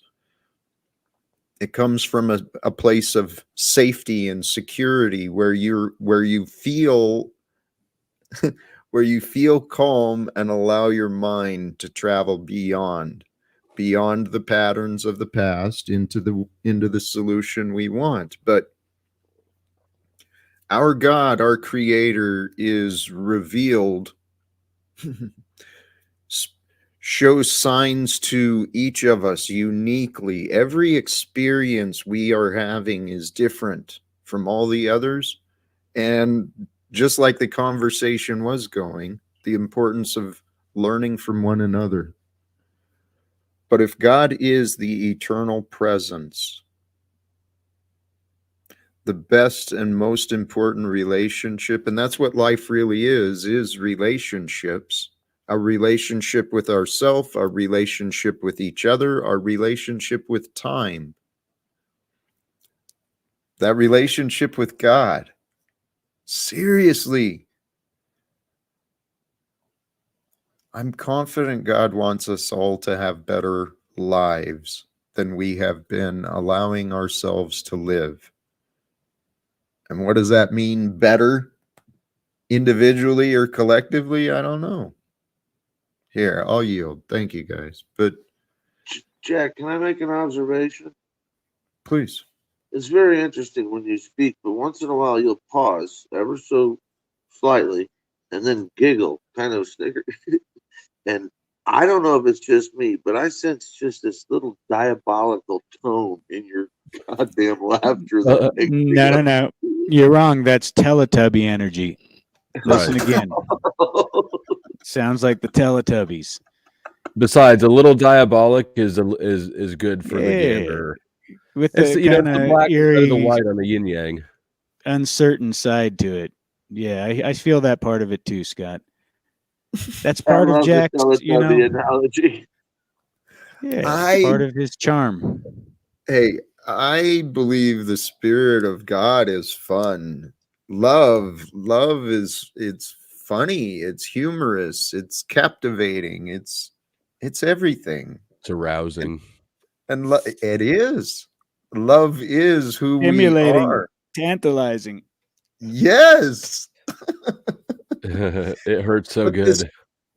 this world, through the habits, through the patterns, all the distractions, all the shit we worry about, it's real easy to lose sight of what is important. And what is important is the moments we share. The moments we Yeah. share with ourselves, with each other. I was thinking about you, Dick and Scott, and actually a few others. I don't know your stories, but it sounds like you had adventures in the world. You got to travel and do things that maybe I have not, for sure. I rode a donkey once. For I've crack done money? that. Is that what? I've I was ridden a probably too giraffe. fat to ride it. I Oh, wait, couldn't believe you the rode guy the let me donkey. ride it. Elephant. I was thinking he rode you, and then never mind. Yeah, he was a wild that became a minor donkey's ancestor, then became domesticated again, then became wild again. Apparently, something like that.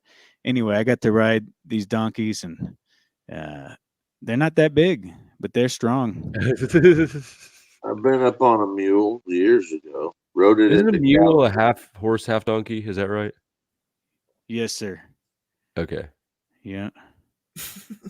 I couldn't remember how the horse math worked out on donkeys and mules and horses. A jackass. Well, a mule, yeah, and they don't reproduce, right? So if they Sort of like mate, Scott.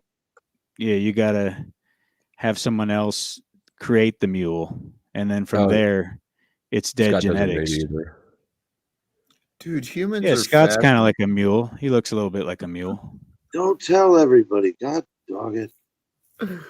Humans are fascinating. The things that people have done, right? Crossbreeding animals, domesticating animals, you know, evolving these crops. I mean, I heard about the banana. The banana was like developed in what we eat over time. You got some bananas, man.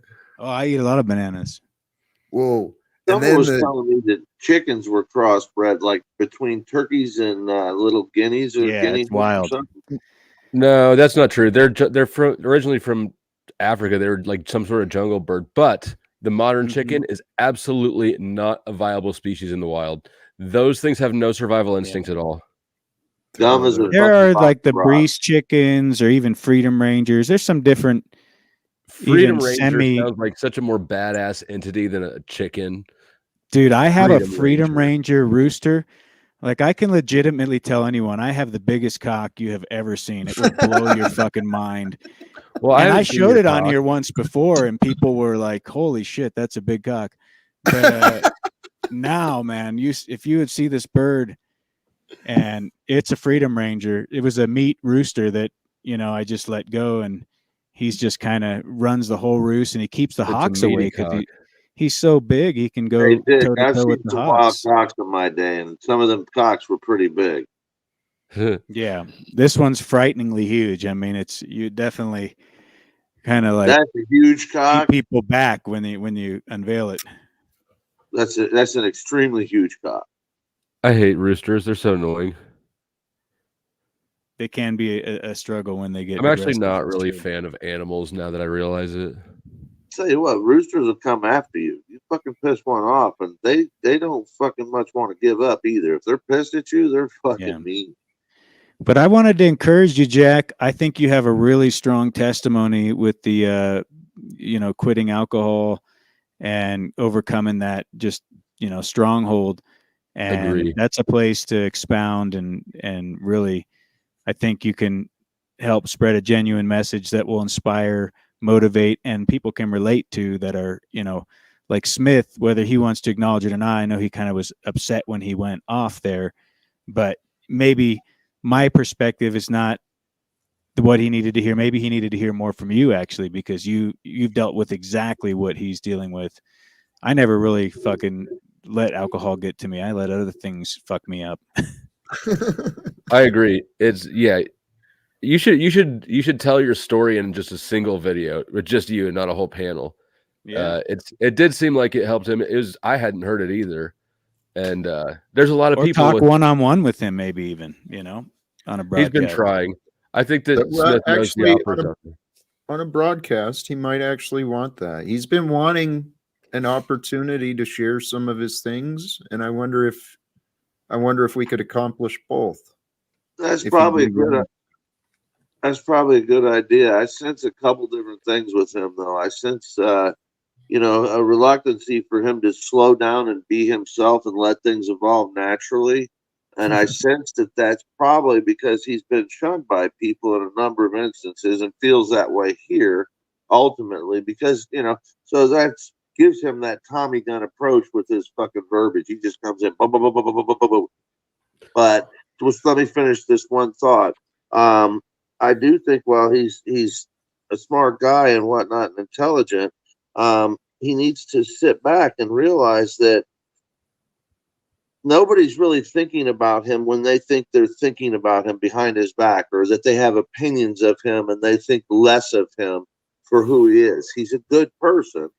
He's a probably a deep thinker. Okay.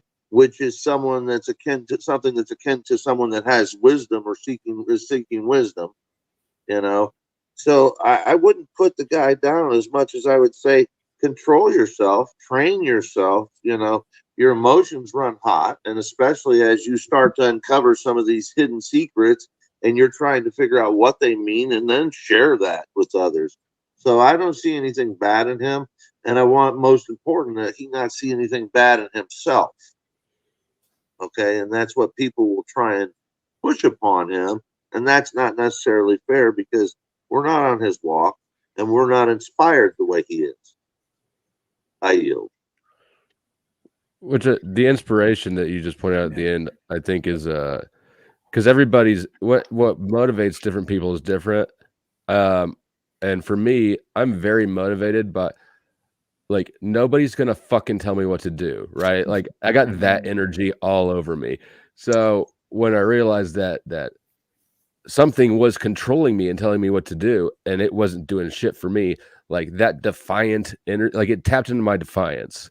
And it made things super easy from there, right? Because the dynamic of the relationship had changed. Now, if I got some oxys, I wouldn't enjoy them because I knew that they were fucking winning this, and I want to win this. So it wasn't a struggle at all. I think that if you can find that thing, whatever it is for everyone, but I sort of am under the impression that Smith has a similar. He might be a little defiant in a similar way. I think that if you realize that being an addict is exactly what they want you to do, right? Like these are control mechanisms, and you're helping them out. It's a common reaction. That's why you don't react. You just let stuff marinate, because people can also go back and let cooler heads prevail and maybe take a humbler approach to what was said or whatever, and glean something from it. I know I've done that before, where I let the ego get in the way of maybe some value that is there, and then I go back later and I say, oh wow, I could learn from that. That was good. But look, we just saw Jack take a big dip over there, big nasty ass dip. And then I tell you what, if the tobacco was what was so addictive, they wouldn't be putting all the chemicals in. Yeah, tell you what though, Scott, if we had an heirloom line on some really good fucking biodynamic, original seed breed land-raised tobacco that you could now, put in your pipe and smoke, or make a really good chaw out of, and know that this isn't laced with a bunch of chemicals. This is some high quality spiritual medicine almost on that level. I bet you it cause you no problems over the long term. Right. And on top of that, from a connoisseur standpoint, I bet you'd find there'd be like minerally complexes and like the taste of the soil and all that. It would make a better tobacco. You'd have spiritual. You wouldn't need wintergreen and all this fucking shit to try to spice it up.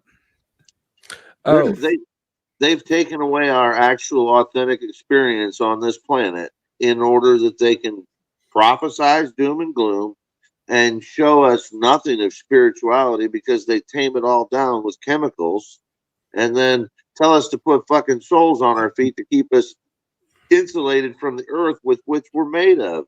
And here I'm going to piss Flo off with this one. I know. We are law.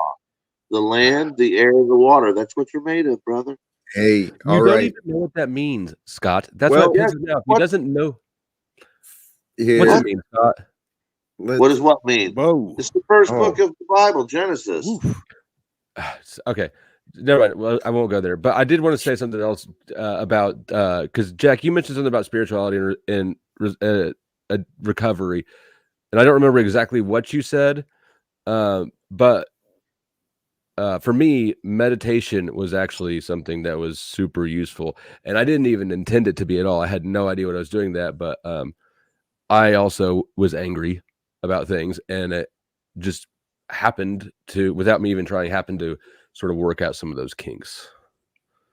I am glad you brought that up. That is truly the key. What in my life of drinking, and maybe Smith is dealing with it, what Scott was saying too, is that many people are gifted with the ability to see patterns. Smith is a great example of that. He obviously finds patterns, and his mind is probably constantly working.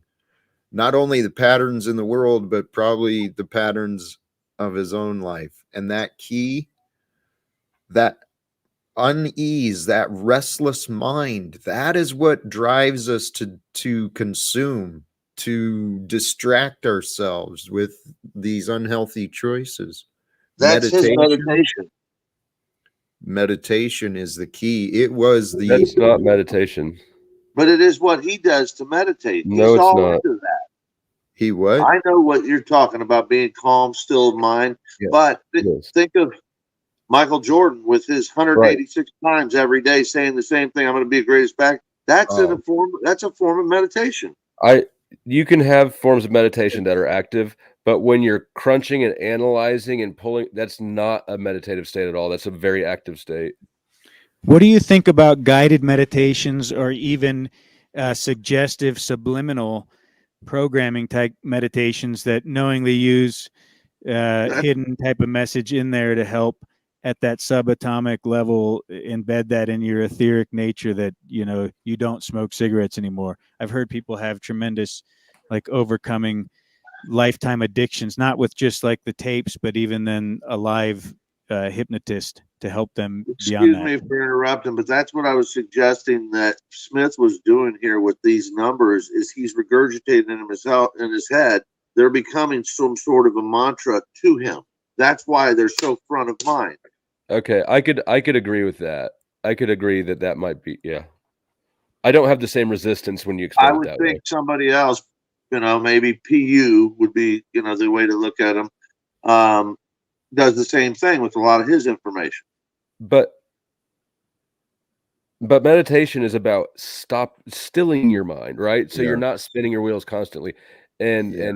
and you can tell Smith spins his wheels constantly. He actually would probably help benefit from meditation more than I did.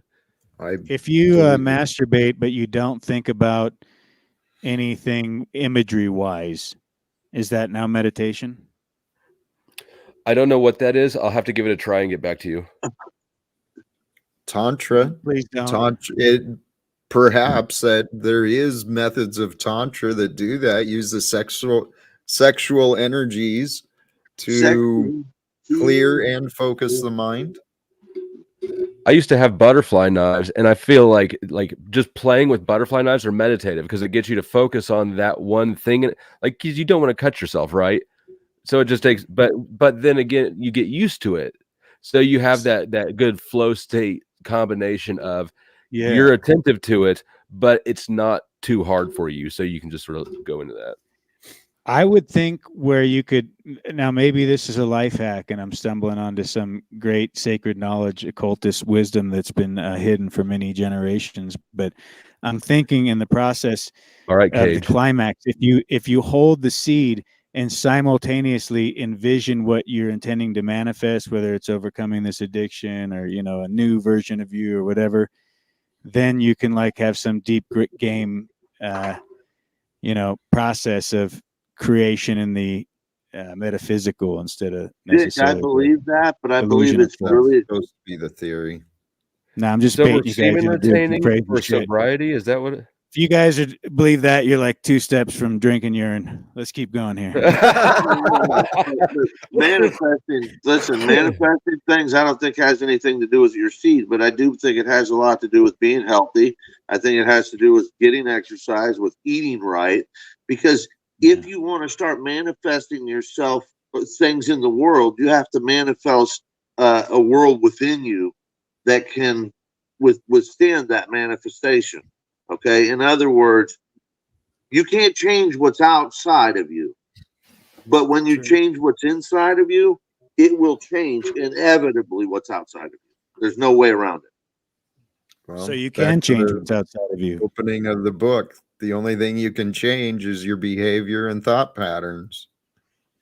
It will change, but if you focus And it on will- changing the world, you can't change yourself, Dick. That's the point. How can you move a mountain? It's a reflection, though. It's a mirror of sorts. This illusion of A to form. B. Right. Start here, go there. Start here, go there. It's a Start here, and then collective it will go there on its conscious- own. It's a collective conscious expression of our co-creative qualities, you know, combined at some level. So it's like all the chaos is somewhere deep seated within us, and we all have to work through it to create a better collective vision. So at some level, that's where I do see the socialist view that we're all interconnected, and whether we like it or not, you know, it may be a very That's not a difficult truth socialist to view. digest. But yeah, but I mean, it's in that sense, it is, because whether you like it or not, there's an interconnected nature to everyone's well-being, meaning I'm my brother's keeper, Sure. whether I like it or not. If they're suffering and I could do something to help it and I don't, you know, I'm not the solution. I'm not the change I want to see in the world. And then when I Amen. suffer and they don't show up for me, you know, that karmic cycle just continues to repeat. Law of attraction.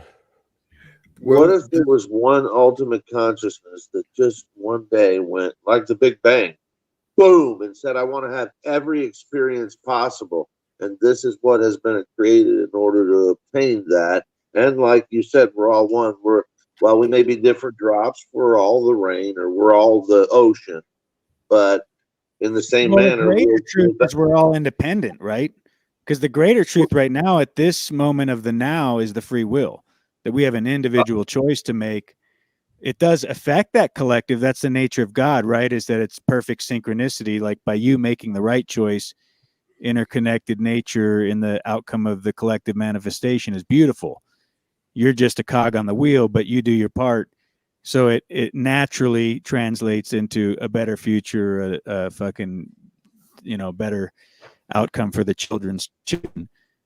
But my But I part's mean, the only part that fundamentally, matters. we're making it at an individual level, right? We are ultimately independent at this point. And yet the paradox is there's no separation. Yes. Not a bit. And I think that's the game. I think that is the game of this experience, is that we're taught by the world that we're so divided, so different, so many unresolvable disagreements and differences between us. We can't even live safely without policing and governance. That's what has been taught to us. I think we can find ways to get along with each other when we recognize what Dick was just saying. Someone suffering from problems, not to put him on the spot or make it an example, but it's an opportunity. There's a man, Smith, who shared his challenges, his personal challenges here openly. He's a man here in my town. I know if there's other men in my town who are feeling filled with life, filled with hope, filled with energy, for themselves and to share with the community, it's going to make a better place.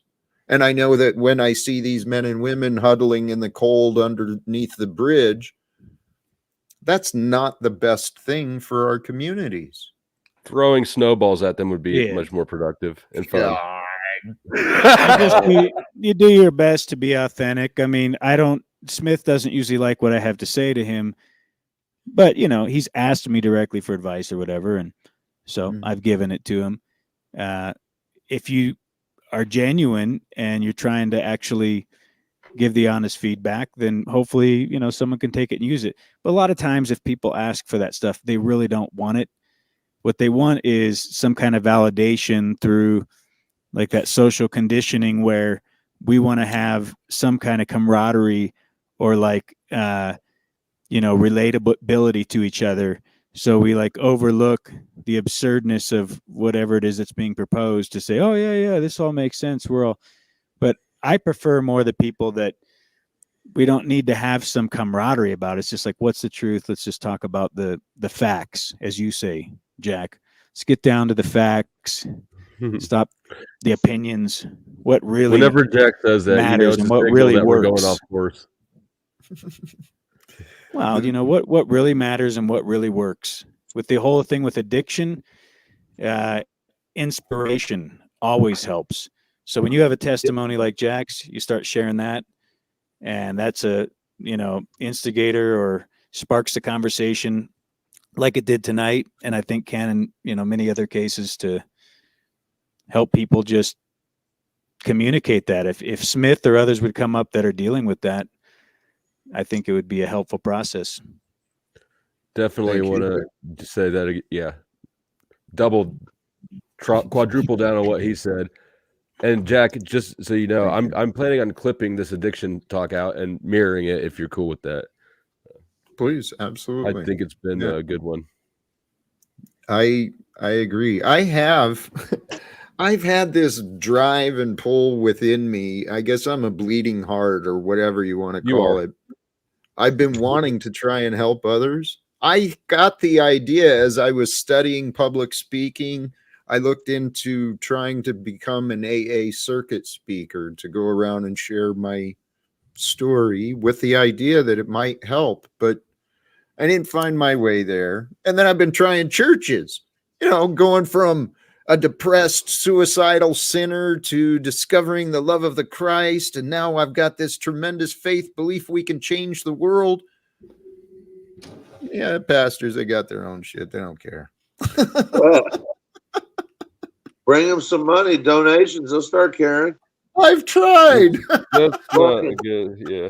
You want to make sure that when you do things like that, that you're not blurring motivations together. That's why I kind of like Yeah. when you started encouraging Smith to let you coach him and help him again. Well, I kind of started grumbling over here because like I think that the last thing either of you would want is for him to agree to it, but not be in it really. Like because for social reasons, right? You don't want that to happen because then it's not going to work out for sure. And then both of y'all are, like it's just. So I think that cleanliness of motivation is an important thing for some of these. You're spot on. That's a lesson I've been learning. I bring in too many topics and don't focus. But welcome, Jesse, by the way. Hi, everybody. How's it going? Good. Yeah, that's why the testimony and the inspiration is so important, because how do you really coach someone unless you've only walked in those shoes as well and can, really tell that tale of how you went from where they are to where you are now? If you don't have that in any real sense, I mean, how credible is it? It's like, you don't know what I'm dealing with. You've not been to this depth before. You've not had something have that much of a hold on you. And so, I think that's one of the greatest things you can do for anyone is just tell your testimony and, And the grimy like like about the shakes and stuff, like all those unflattering details are incredibly important. Like, because everybody who's dealing with addiction is, there's that spot where you're like torching a light bulb trying to get like the burn out of it or whatever. There's just it's those parts that make people go, okay, I can relate to this right here. Well, there's videos of me being drunk and just unable to care for myself. Obviously, a grown man who was so fucking diseased he couldn't even take care of himself. One day, but hey, what you're saying?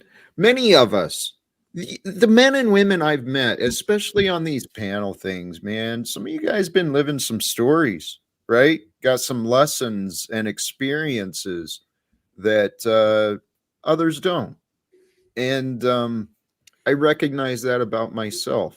The people I was learning from their experiences. And I realized there is a lot to learn in this lifetime, especially if you want to be able to be self-sustainable and independent. You got to know a lot of shit. So the best way to know is to learn from others who have done it, who have learned. That gift is invaluable. And so, and I think that I decided. Go ahead. I was just going to say, I think that even though I personally would never put my dirty laundry in something as public and permanent as YouTube, I definitely think the approach that Smith is taking of connecting with other people and asking for help is a good one, right? I think that there's a lot more chance of success there than there is in, like most of us just trying to hide it and go on.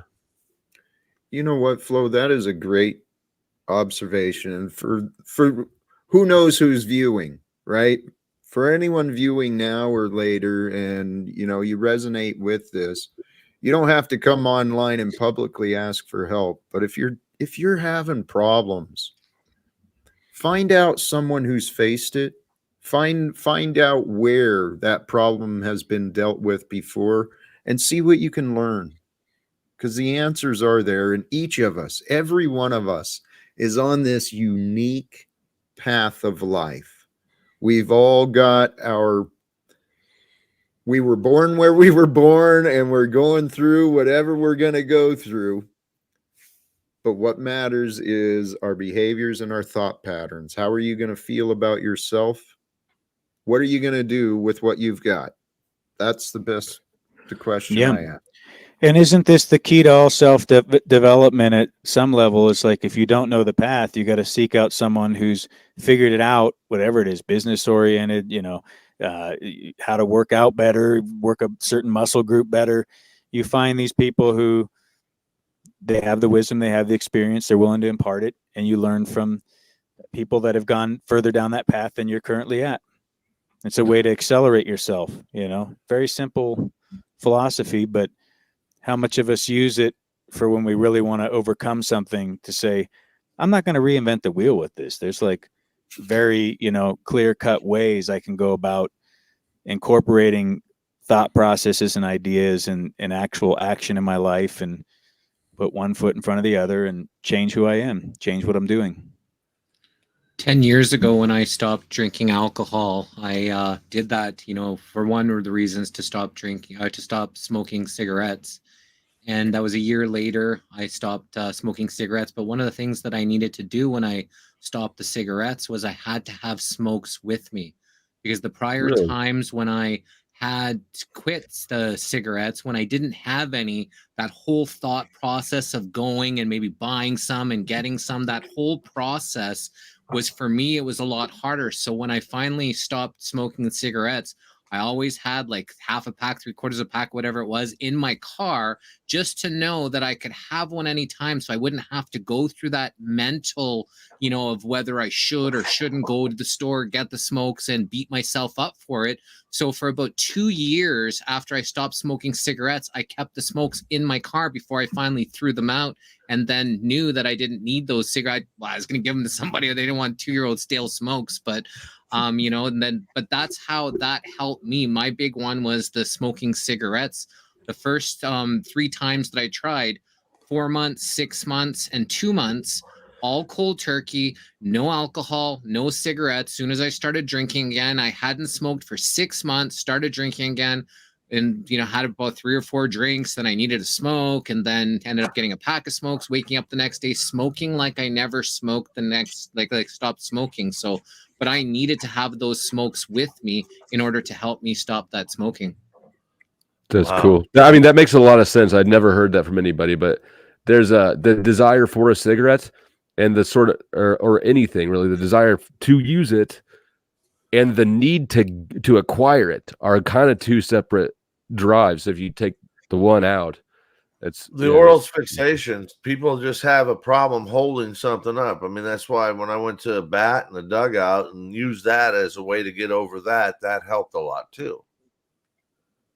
Because you're literally used to having that hand to mouth fucking orientation all day long, every day. Sorry, this may be off topic. But Hey, to this day. makes Go me ahead, want a Jack. cigarette. Cigarettes are so interesting. I mean, it's once you have that tobacco addiction, you're always trying to find some way to crave it at some level. And I definitely caught that bug. I don't consume any tobacco, but it still is a bit, I guess, of anything, I'd say a bit of a white knuckle thing where I have these fantasies in my idea that I'm going to like hand cut my own fucking tobacco blends at some point and incorporate it back in a healthy way. I don't know if it's tobacco specifically or just cigarettes because they're regular, but not mind altering. But there is something. It's like The American it's like a spirit. broken self reward system. Yeah. Well, they're flavorful too. Tobacco tastes good if a good clean tobacco. I mean, it's always an smoke acquired like taste. unfiltered Pall Malls, so I was smoking heavy, You're one of them. straight fucking hardcore tobacco because I started smoking the cloves early on, and I remember everybody told you that'll rip your Unfiltered lungs up, Pall Mall. your lungs will bleed.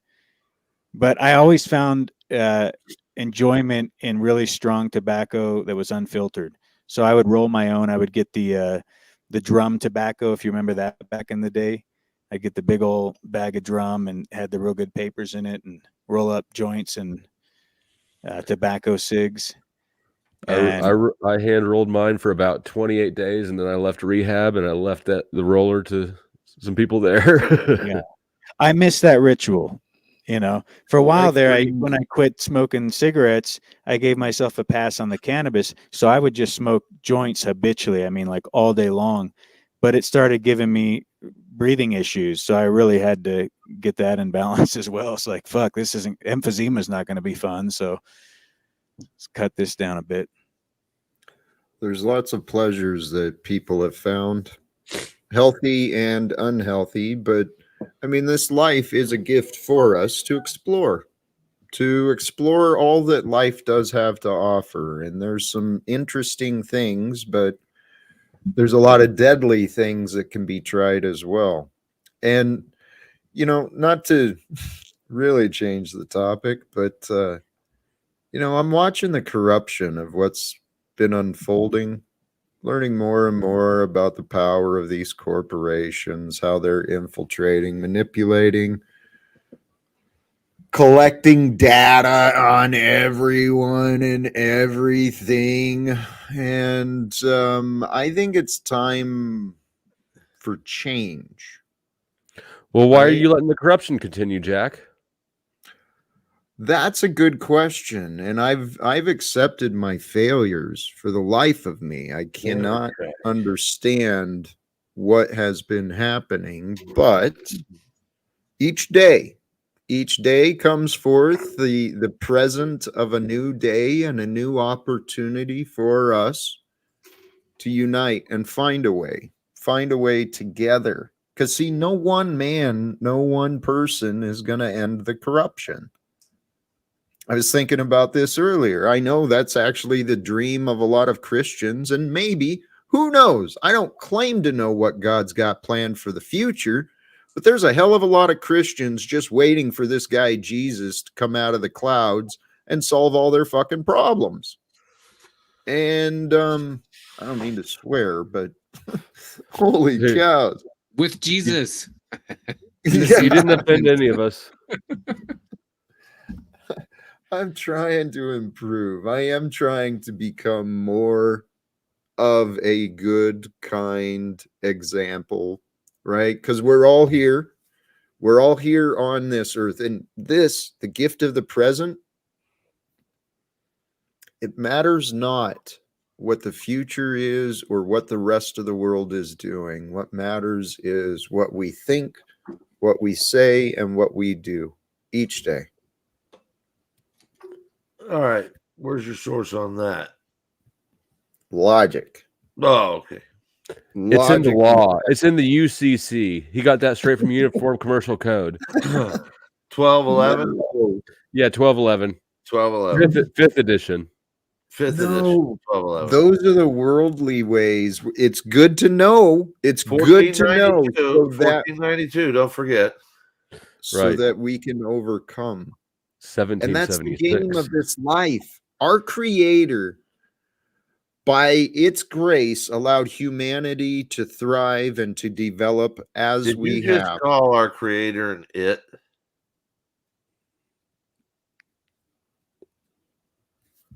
The Creator is all that is. From By our its grace, perspective. so it's an it? Okay. Did you want a he? I'm not sure what I wanted. I just haven't been, You just felt like making noise. No, I've never been exposed to somebody creating terminology for the creators. It. I mean, I think of cousin it right off, and I'm like, okay, it. Go within to find out why you chose to take that image from my words, because I hope you understand It that was was a word not image. my intention. No, I know. I'm not. I'm And sure. so I'm sure of that. here's something, Scott, I love you, my brother. Love That's you, what man. our egos do. Our egos, our minds find problems with the words, find resistance from what is being revealed to us in the moments. And then we actually don't pay as much attention to each other as we think. And then we go along thinking we understand, but not really. I'm saying that from my own personal experience. It's happened to me many times, and I've shared some of those examples and stories. But I know it happens with each of you as well, because that's how our egoic mind works.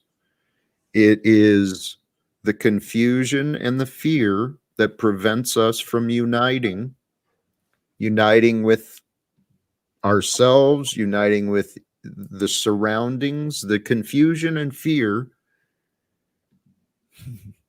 It's for us to all overcome. And it's God's truth, God's love. It's up to us to understand and to accept. I hope this makes sense. But here, guys, if it's true, well, it is absolutely true. All of the past, regardless of what we think, we've learned what we've learned. It's brought us to today. So now today, what do we want in the future? I truly believe the laws of the universe are created for us. The natural laws, the natural state of our being is supposed to be Christ-like, fearless and loving, truthful, kind, generous. That's who we are supposed to be. But the world has taught us not to live in the present, not to even really, has taught us to fear the future and Again, to if fight that's who for we're the supposed past. to be, what I mean, we can't all be that way. There's duality to everything. So, when you have the Christ or all Christs out there, then you won't have the duality. So half the people have to be in another direction or anti-Christ. Is that God's plans or what you just thought of? Until the cleansing, until the end of the book, till Well, Revelation and the second coming. right. The apocalypse is and the revelation, it's the start of a new. And as it's said, the Spirit of Christ will reign for 1,000 years. Now, I see so many people saying we got to wait till it gets worse because the trauma and the destruction hasn't affected me personally. So I don't really see as much of a problem in the world. And I know there's signs, but the question that I thought of the other day that I really do want people to consider is your faith in God or is your faith in a book, meaning the Bible? Because if our faith is in the book, then we should wait and, just wait for God to do it all. Or if we have faith in God, God is with us. The Spirit of Christ can be that which leads us, that which guides us. And if we allow the Spirit of Christ, which is fearless love, to lead us, let's confront the tyranny. Let's confront the illusions of power that exist within the U.S. government by polite scheduling, and we'll accommodate their schedule the best as well. We'll cross the bridge when we get there. There's that laugh that scares me.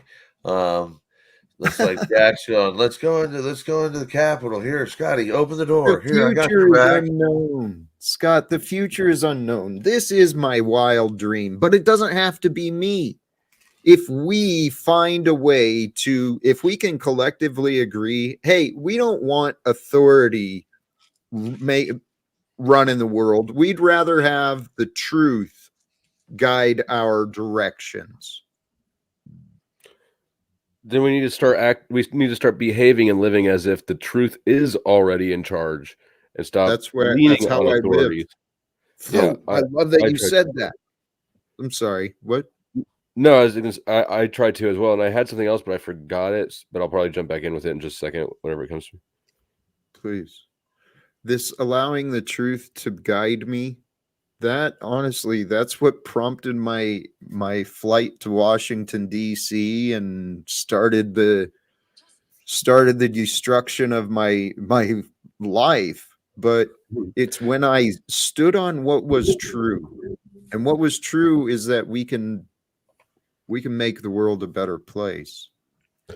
I think it's interesting the choice of words you use to describe that, is because when I hear about your flight to DC, I think it's entirely self-destruction or self-sabotage of that lifestyle. And I self-sabotaged myself out of a career too, and I had no idea. Like I would never go back to banking, even if they would hire felons. Like that shit was miserable. The money was better, the life was miserable, and I think I self-sabotaged. I think you self-sabotaged. Yeah, I just thought it was an interesting word choice. I actually didn't self-sabotage. I still don't see it that way. Well, I didn't recognize it at the time. I guess that's the caveat. This is hindsight, objectively. Okay. I took risks. I took risks and I gambled, believing that I was right, that what I was doing was correct.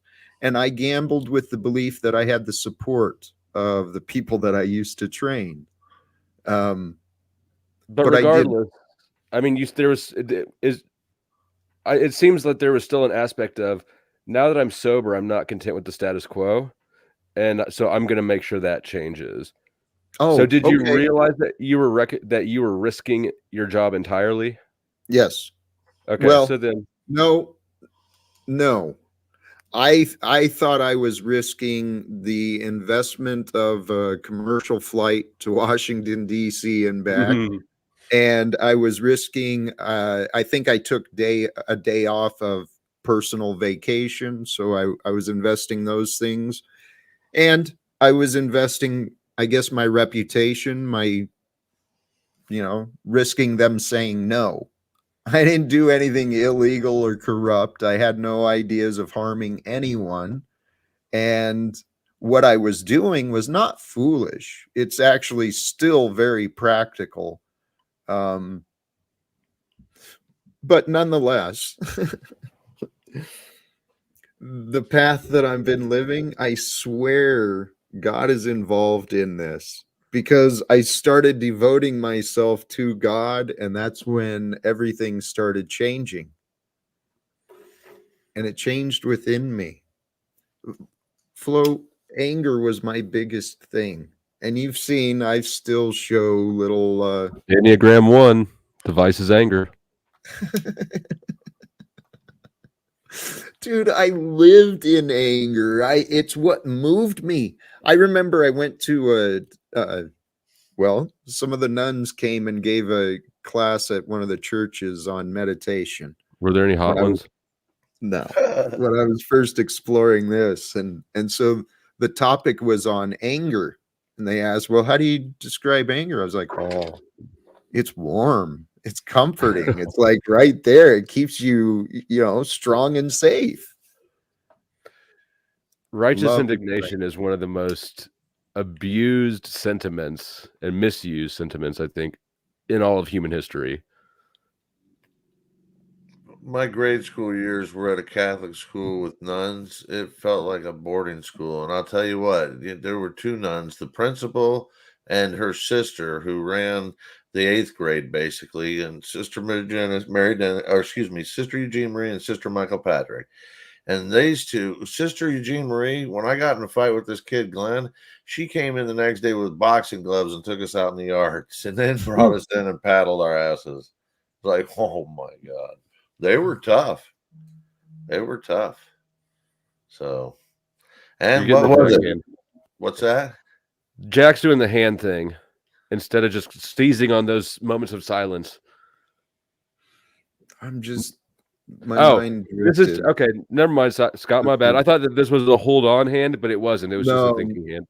No, I was just lost in thought. Sorry. The thing. Hold on, before I lose it again, Scott. The thought that I lost earlier is about Revelation and how things have to get worse before they get better. That whole fucking thing is a psyop. You can use that line of thought to how are you going to recognize when okay, this is the worst it's supposed to be, right? You can use that train of thought and to justify things getting worse and worse and worse forever. String it along forever.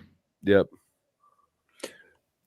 Well, that's where we each of us, it's a choice we all have to make, but I truly believe with encouragement, we can help each other make it, identifying a rock bottom before the bottom crumbles, right? And if we do that collectively, I think the standards of leadership in America, I think they've dropped low enough. Let's consider this rock bottom and let's start. Let's see what we can do. We're gonna make it after all. Scott, Yes! you have a beautiful singing voice. Thank you, Flo. Thank you, everybody. Well, it's all possible, right?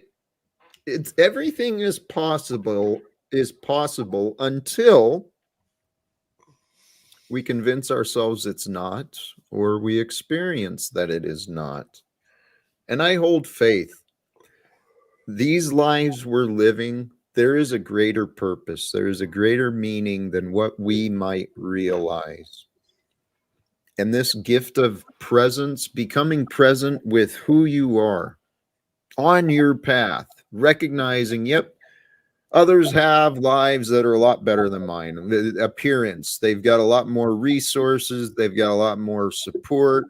I'm looking at some of the peers I went through. I know from some of these coaching problems, dude, some of these people are living adventures, traveling the world, making fucking tons of money, impacting a lot of lives. Do you know that from their Facebook profiles or from Personal interaction? right? I don't know. I'm just Good question. right. Some of those are from just social media. Others, I know they are living these lives that, golly geez, I hope to achieve that. Because I know a lot of like the richest people I know are also the most fucked up ones in a lot of ways. And there's a lot like, and That's not in a way that they're much. enjoying either. It's not even like he's fucked up and he's so happy banging all these bitches. It's like these people are fucking miserable and they're isolated because when you're loaded, you have no idea who actually The ones that even make half it, a pot. the ones Severe- that make it through that don't show their wealth. They fucking walk around in flip flops and fucking Yeah. shorts, and they walk I around with didn't shitty even cars. when I got divorced, I wasn't wealthy at all, but I had enough money that I would hide it from girls, basically. It's a smart Lot- move. Lots of the severe wealthy, stockbrokers, doctors, lawyers, a lot of them are severe drug addicts, right? Like Oh shit! You have no idea. hardcore Level drug what addicts. you just said. Doctors, fucking hospitals. I mean, literally ER physicians. One of the biggest problems they have in hospitals is literally fucking residents and shit like that going through their drug supply. Well, and this is the problem of our world. There's a lot of unhealthy, unhappy people that are making choices based on fiat currency and celebrity and appearance or authority. We live in a world of delusions, brothers and sisters. This is a world that profits from your confusion and my confusion. Confusion can settle with the practice of calming the mind, bringing your awareness back into the focus of what you control, your thoughts, your patterns of thought, your behaviors that you show. That's it. What's the book? It's called How to Suck Your Own Dick Without Hurting Your Back. No. It's I don't even know how to pronounce the title. I typed it in the chat and I'll type it again, but it's the Enchiridion of Epictetus. Anyways, he's like the OG of Stoicism, and the Machine Lies recommended, or I don't think it was actually even a recommendation. I thought that Marcus Aurelius was the OG of Stoicism, but apparently this is the OG of OGs of Stoicism. Dude, I'm sure it's good, and it's this knowledge of human minds thinking. It is so important. The idea of stoicism, many of the practices of that don't allow your emotions to rule you. But the other side of that, and I believe what the Christ was offering, is allow love to lead you. Truly. I am about thinking we should wrap up. And then There's Ah, the this confirmation motherfucker. that I should have. Welcome, Joe. How you doing, brother? I'm doing well. I'm taking a break. I'm just getting started. Flo, if he shut down, man, we need to take it over to your crib. We can. I was just pulling up StreamYard because give me a second. I'll make something. But carry on. Oh, but Jesse, the reason that I held this book up is because it was relevant to the conversation earlier about things that we can control, right? And the way that this dude describes them as not even what we can control. It's what we own. What is ours? What is not ours? And he goes so far as to say that our body is not ours. Our attitudes are, our behaviors, our thoughts, basically. Are not ours either, or just the They, body? those are ours. I Yes, got those you. are ours. Okay. We But own the our body's not. behaviors. That's strange. Because you don't have control over it. It's something we use. It's But others can take it away. And those thoughts and those emotions and things come from our bodies. Yeah, Right. you're not wrong. I don't disagree with you. But it's well, yeah. even within the body, It's a though. philosophy. It's not a literal truth. But please think it through, because the body is just an instrument for experience, and the outside of you is just the experience. I actually agree a You little know, bit more with Jesse here. Like I don't think the two can be. I don't believe in the separation. Not the clean separation. While We're we're just- here in this meat suit, these bodies are ours, and the thoughts, the feelings, the emotions. You cut yourself or hurt yourself, you're feeling all that They're because that's received part of through it. that's part of your body. But Good essentially, argument. if we separate it. ourselves, our soul is outside of this body. It's received through it. Good argument on both sides. Because go ahead, Jack, if I'm you sorry. start thinking you're the body, well, then if you have pains, then you are the pains. But you are not the pains. You are the experience of the body. You are the experience of the pains and the pleasures and the awareness of the sensations. I agree completely. I didn't say behaviors. I said we are our thoughts and our feelings, nothing more. So you agree which one? Nobody, Jack, we're not the body? Correct. Right. I see some logic on Jack's side, right? Because you existed before your body. At least there's a belief that you existed before your body. Therefore, you are not really your body. And even the even the idea of the thoughts are not ours either. Try to ask yourself, where do my thoughts come from? It's not the brain. The thoughts are beyond us and within us, and we receive the thoughts. We receive the feelings. We process the energies of moments. And that's all we are, is moments. Some are painful, some are confusing. Most of our moments are pretty amazing if you stop and think about it. I agree. What if our stomach is that second brain that we know it is, and that it follows through with, lineage when things are passed down, like knowledge and Do you mean literal stomach? What's that? You mean literal stomach, or are you talking about your gut Your feeling? stomach, Yes.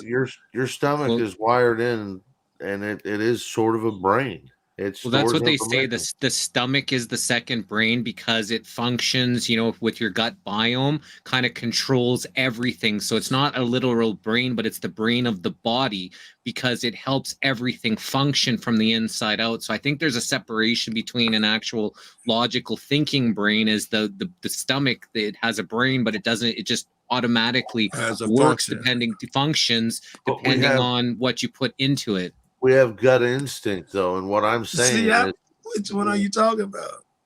Well, no, I don't think we can think with the brain, but I'm thinking that inherent information could be passed down and then through some sort of frequency or signals transmitted through us to where we have those instincts, those feelings. That's Scott, what I was stop trying to get a suggesting. competitive advantage by claiming the stomach is the brain. Hey, listen. We see you. Why Why are you stomping on my fucking grip? Thought you was slick, didn't you? Yeah. God damn it. You open When- that door. I quit. Hey, I want to offer this observation of the amazing part of this life, right? The details, how amazing it is down to the smallest detail of life. I went outside and saw some grasshoppers playing on the ground and, just life, the detail of life that exists in where we are. There is intelligence. Check In this my out, Jack. stomach. Are you familiar, Jack, that they James Webb took some pictures of Europa, the moon, Saturn or Jupiter's moon? I think it's Jupiter. But anyway, it's an ice-covered moon. What they found in this one particular spot was carbon dioxide, which would mean there's some type of organic material there. Now there's water, the gravity of the planet, because it's so big, it tugs at the moon, so the water never melts. It's causing enough heat to keep it down there. And now you have, anyway, I said all that to say this. You say that the life that we have here looks like, this story is I just read it yesterday. I think it's new. Looks like maybe life in other places too. I didn't catch the end there. Point. Life is everywhere. Yeah, someone looking for it. Is you digging it up, Jesse? My man, help a nigga out. The James Webb telescope that replaced the Hubble. This thing's fantastic. It has all sorts of lenses on there. I forget what they're called, but anyway, they can detect carbon monoxide, which is a byproduct of organisms that Right. have life in the way we know it. Well, they discovered some on the moon of Jupiter, I think it is. So, and it's covered in ice. So they believe that maybe life under the ice, it's breathing, and that's what they picked up. So this new telescope, is it an instant CGI picture that actually just makes it through that telescope? Let some of these flat earthers tell it. Yes, it is instant CGI. That's the new and improved. They don't have to it's got CGI right built into the telescope. This is pretty good nowadays. Just filters. Click It's it just up a on Instagram. We got a Martian filter here. This is the moon. Here's Jupiter. Hey, thank you, Flo. Inner Earth. I think it's time to wrap this one up. Life. I wasn't rushing you. No, it's beautiful. I appreciate it because I come on here with the intent of sharing a topic and, getting the thoughts out and then seeing where it goes. But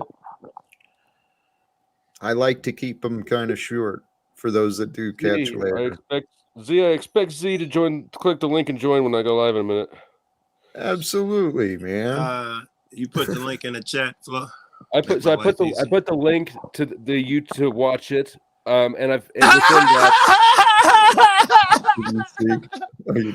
within that, I've pinned the link at the top of the chat. So when you're coming up, Joe, hit the like button on your way up. All right, you know what? You're fucking. I'm laughing at fucking Satanic Warrior. It's so cool thinking the James Webb is real.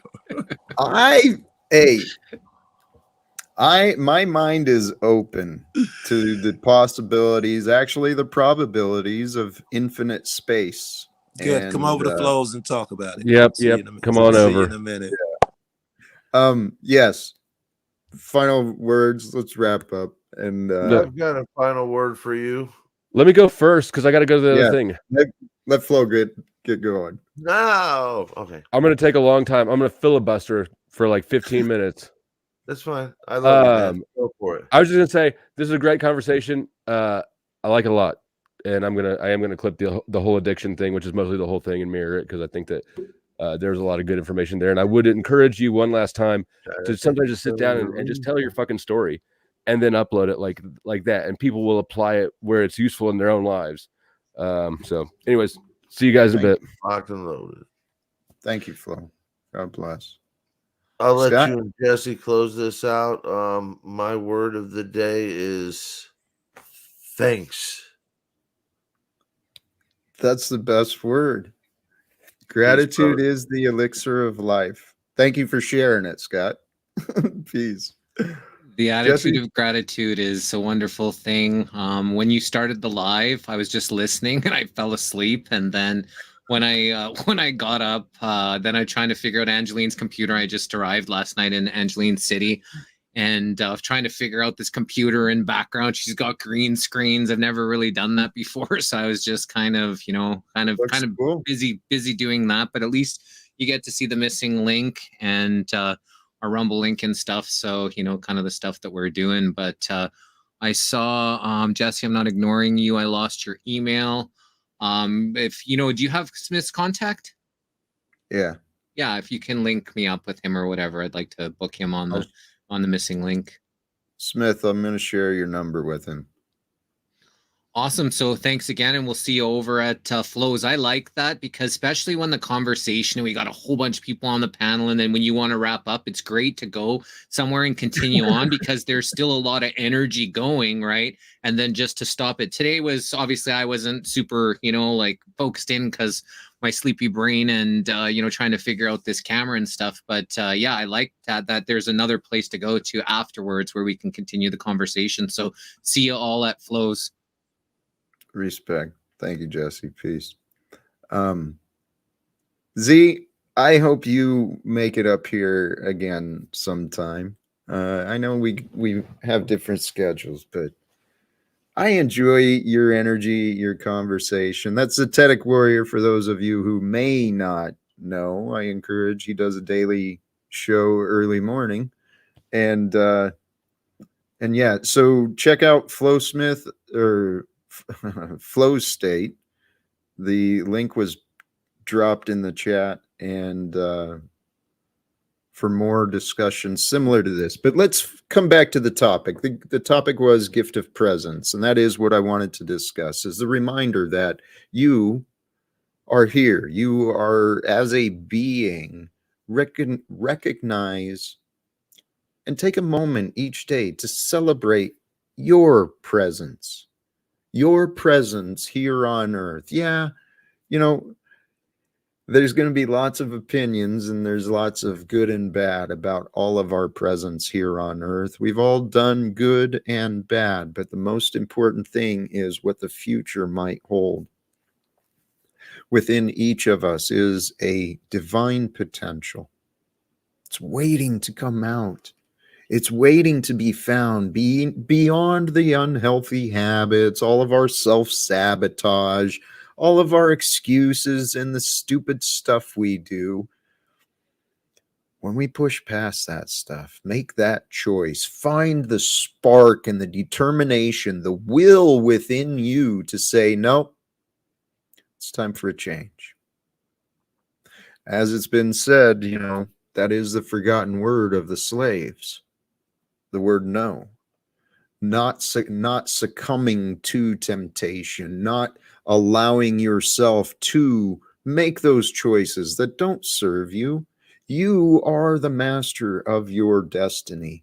Well, you're the master of your choices. The options come from God. So I encourage you, find your relationship with God. God is the eternal presence, and our time, just moment by moment, we're just a small blip in all that is, but it is so important for you to be. So till next time, please do the subscribe thing, hit the notification bell, and we will see what the future brings. Enjoy the Saturday night energies, and peace for everyone. Choose love and live without fear. God bless.